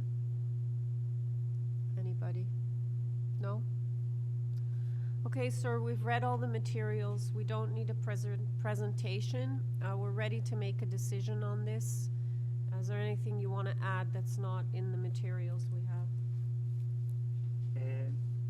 No, I just work with urban forestry, and I had some mails with Grant Winters, and we worked on all the tree protection areas that you asked the last time, and we are here to be with you. Okay, and you understand that the report from September 22nd, 2021 is still in effect, which is that the proposed driveway will be constructed and maintained with permeable material, and that that you're to continue consulting with urban forestry or a certified arborist on best practices to mitigate potential damages to the root systems of the adjacent boulevard tree.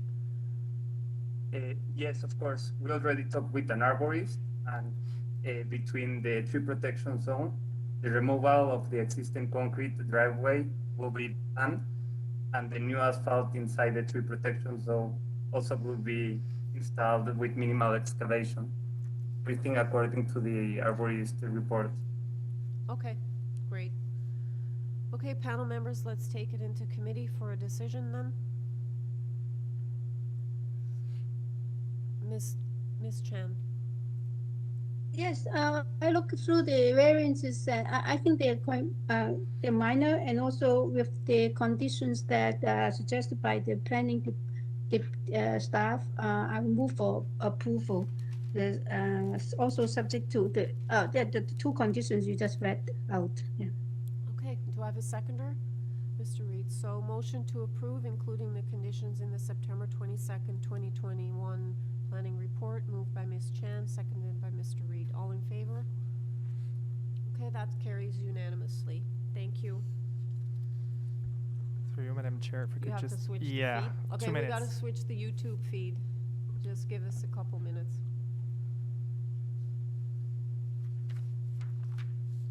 And to people watching us on YouTube, we're going to switch to the PM session number 2.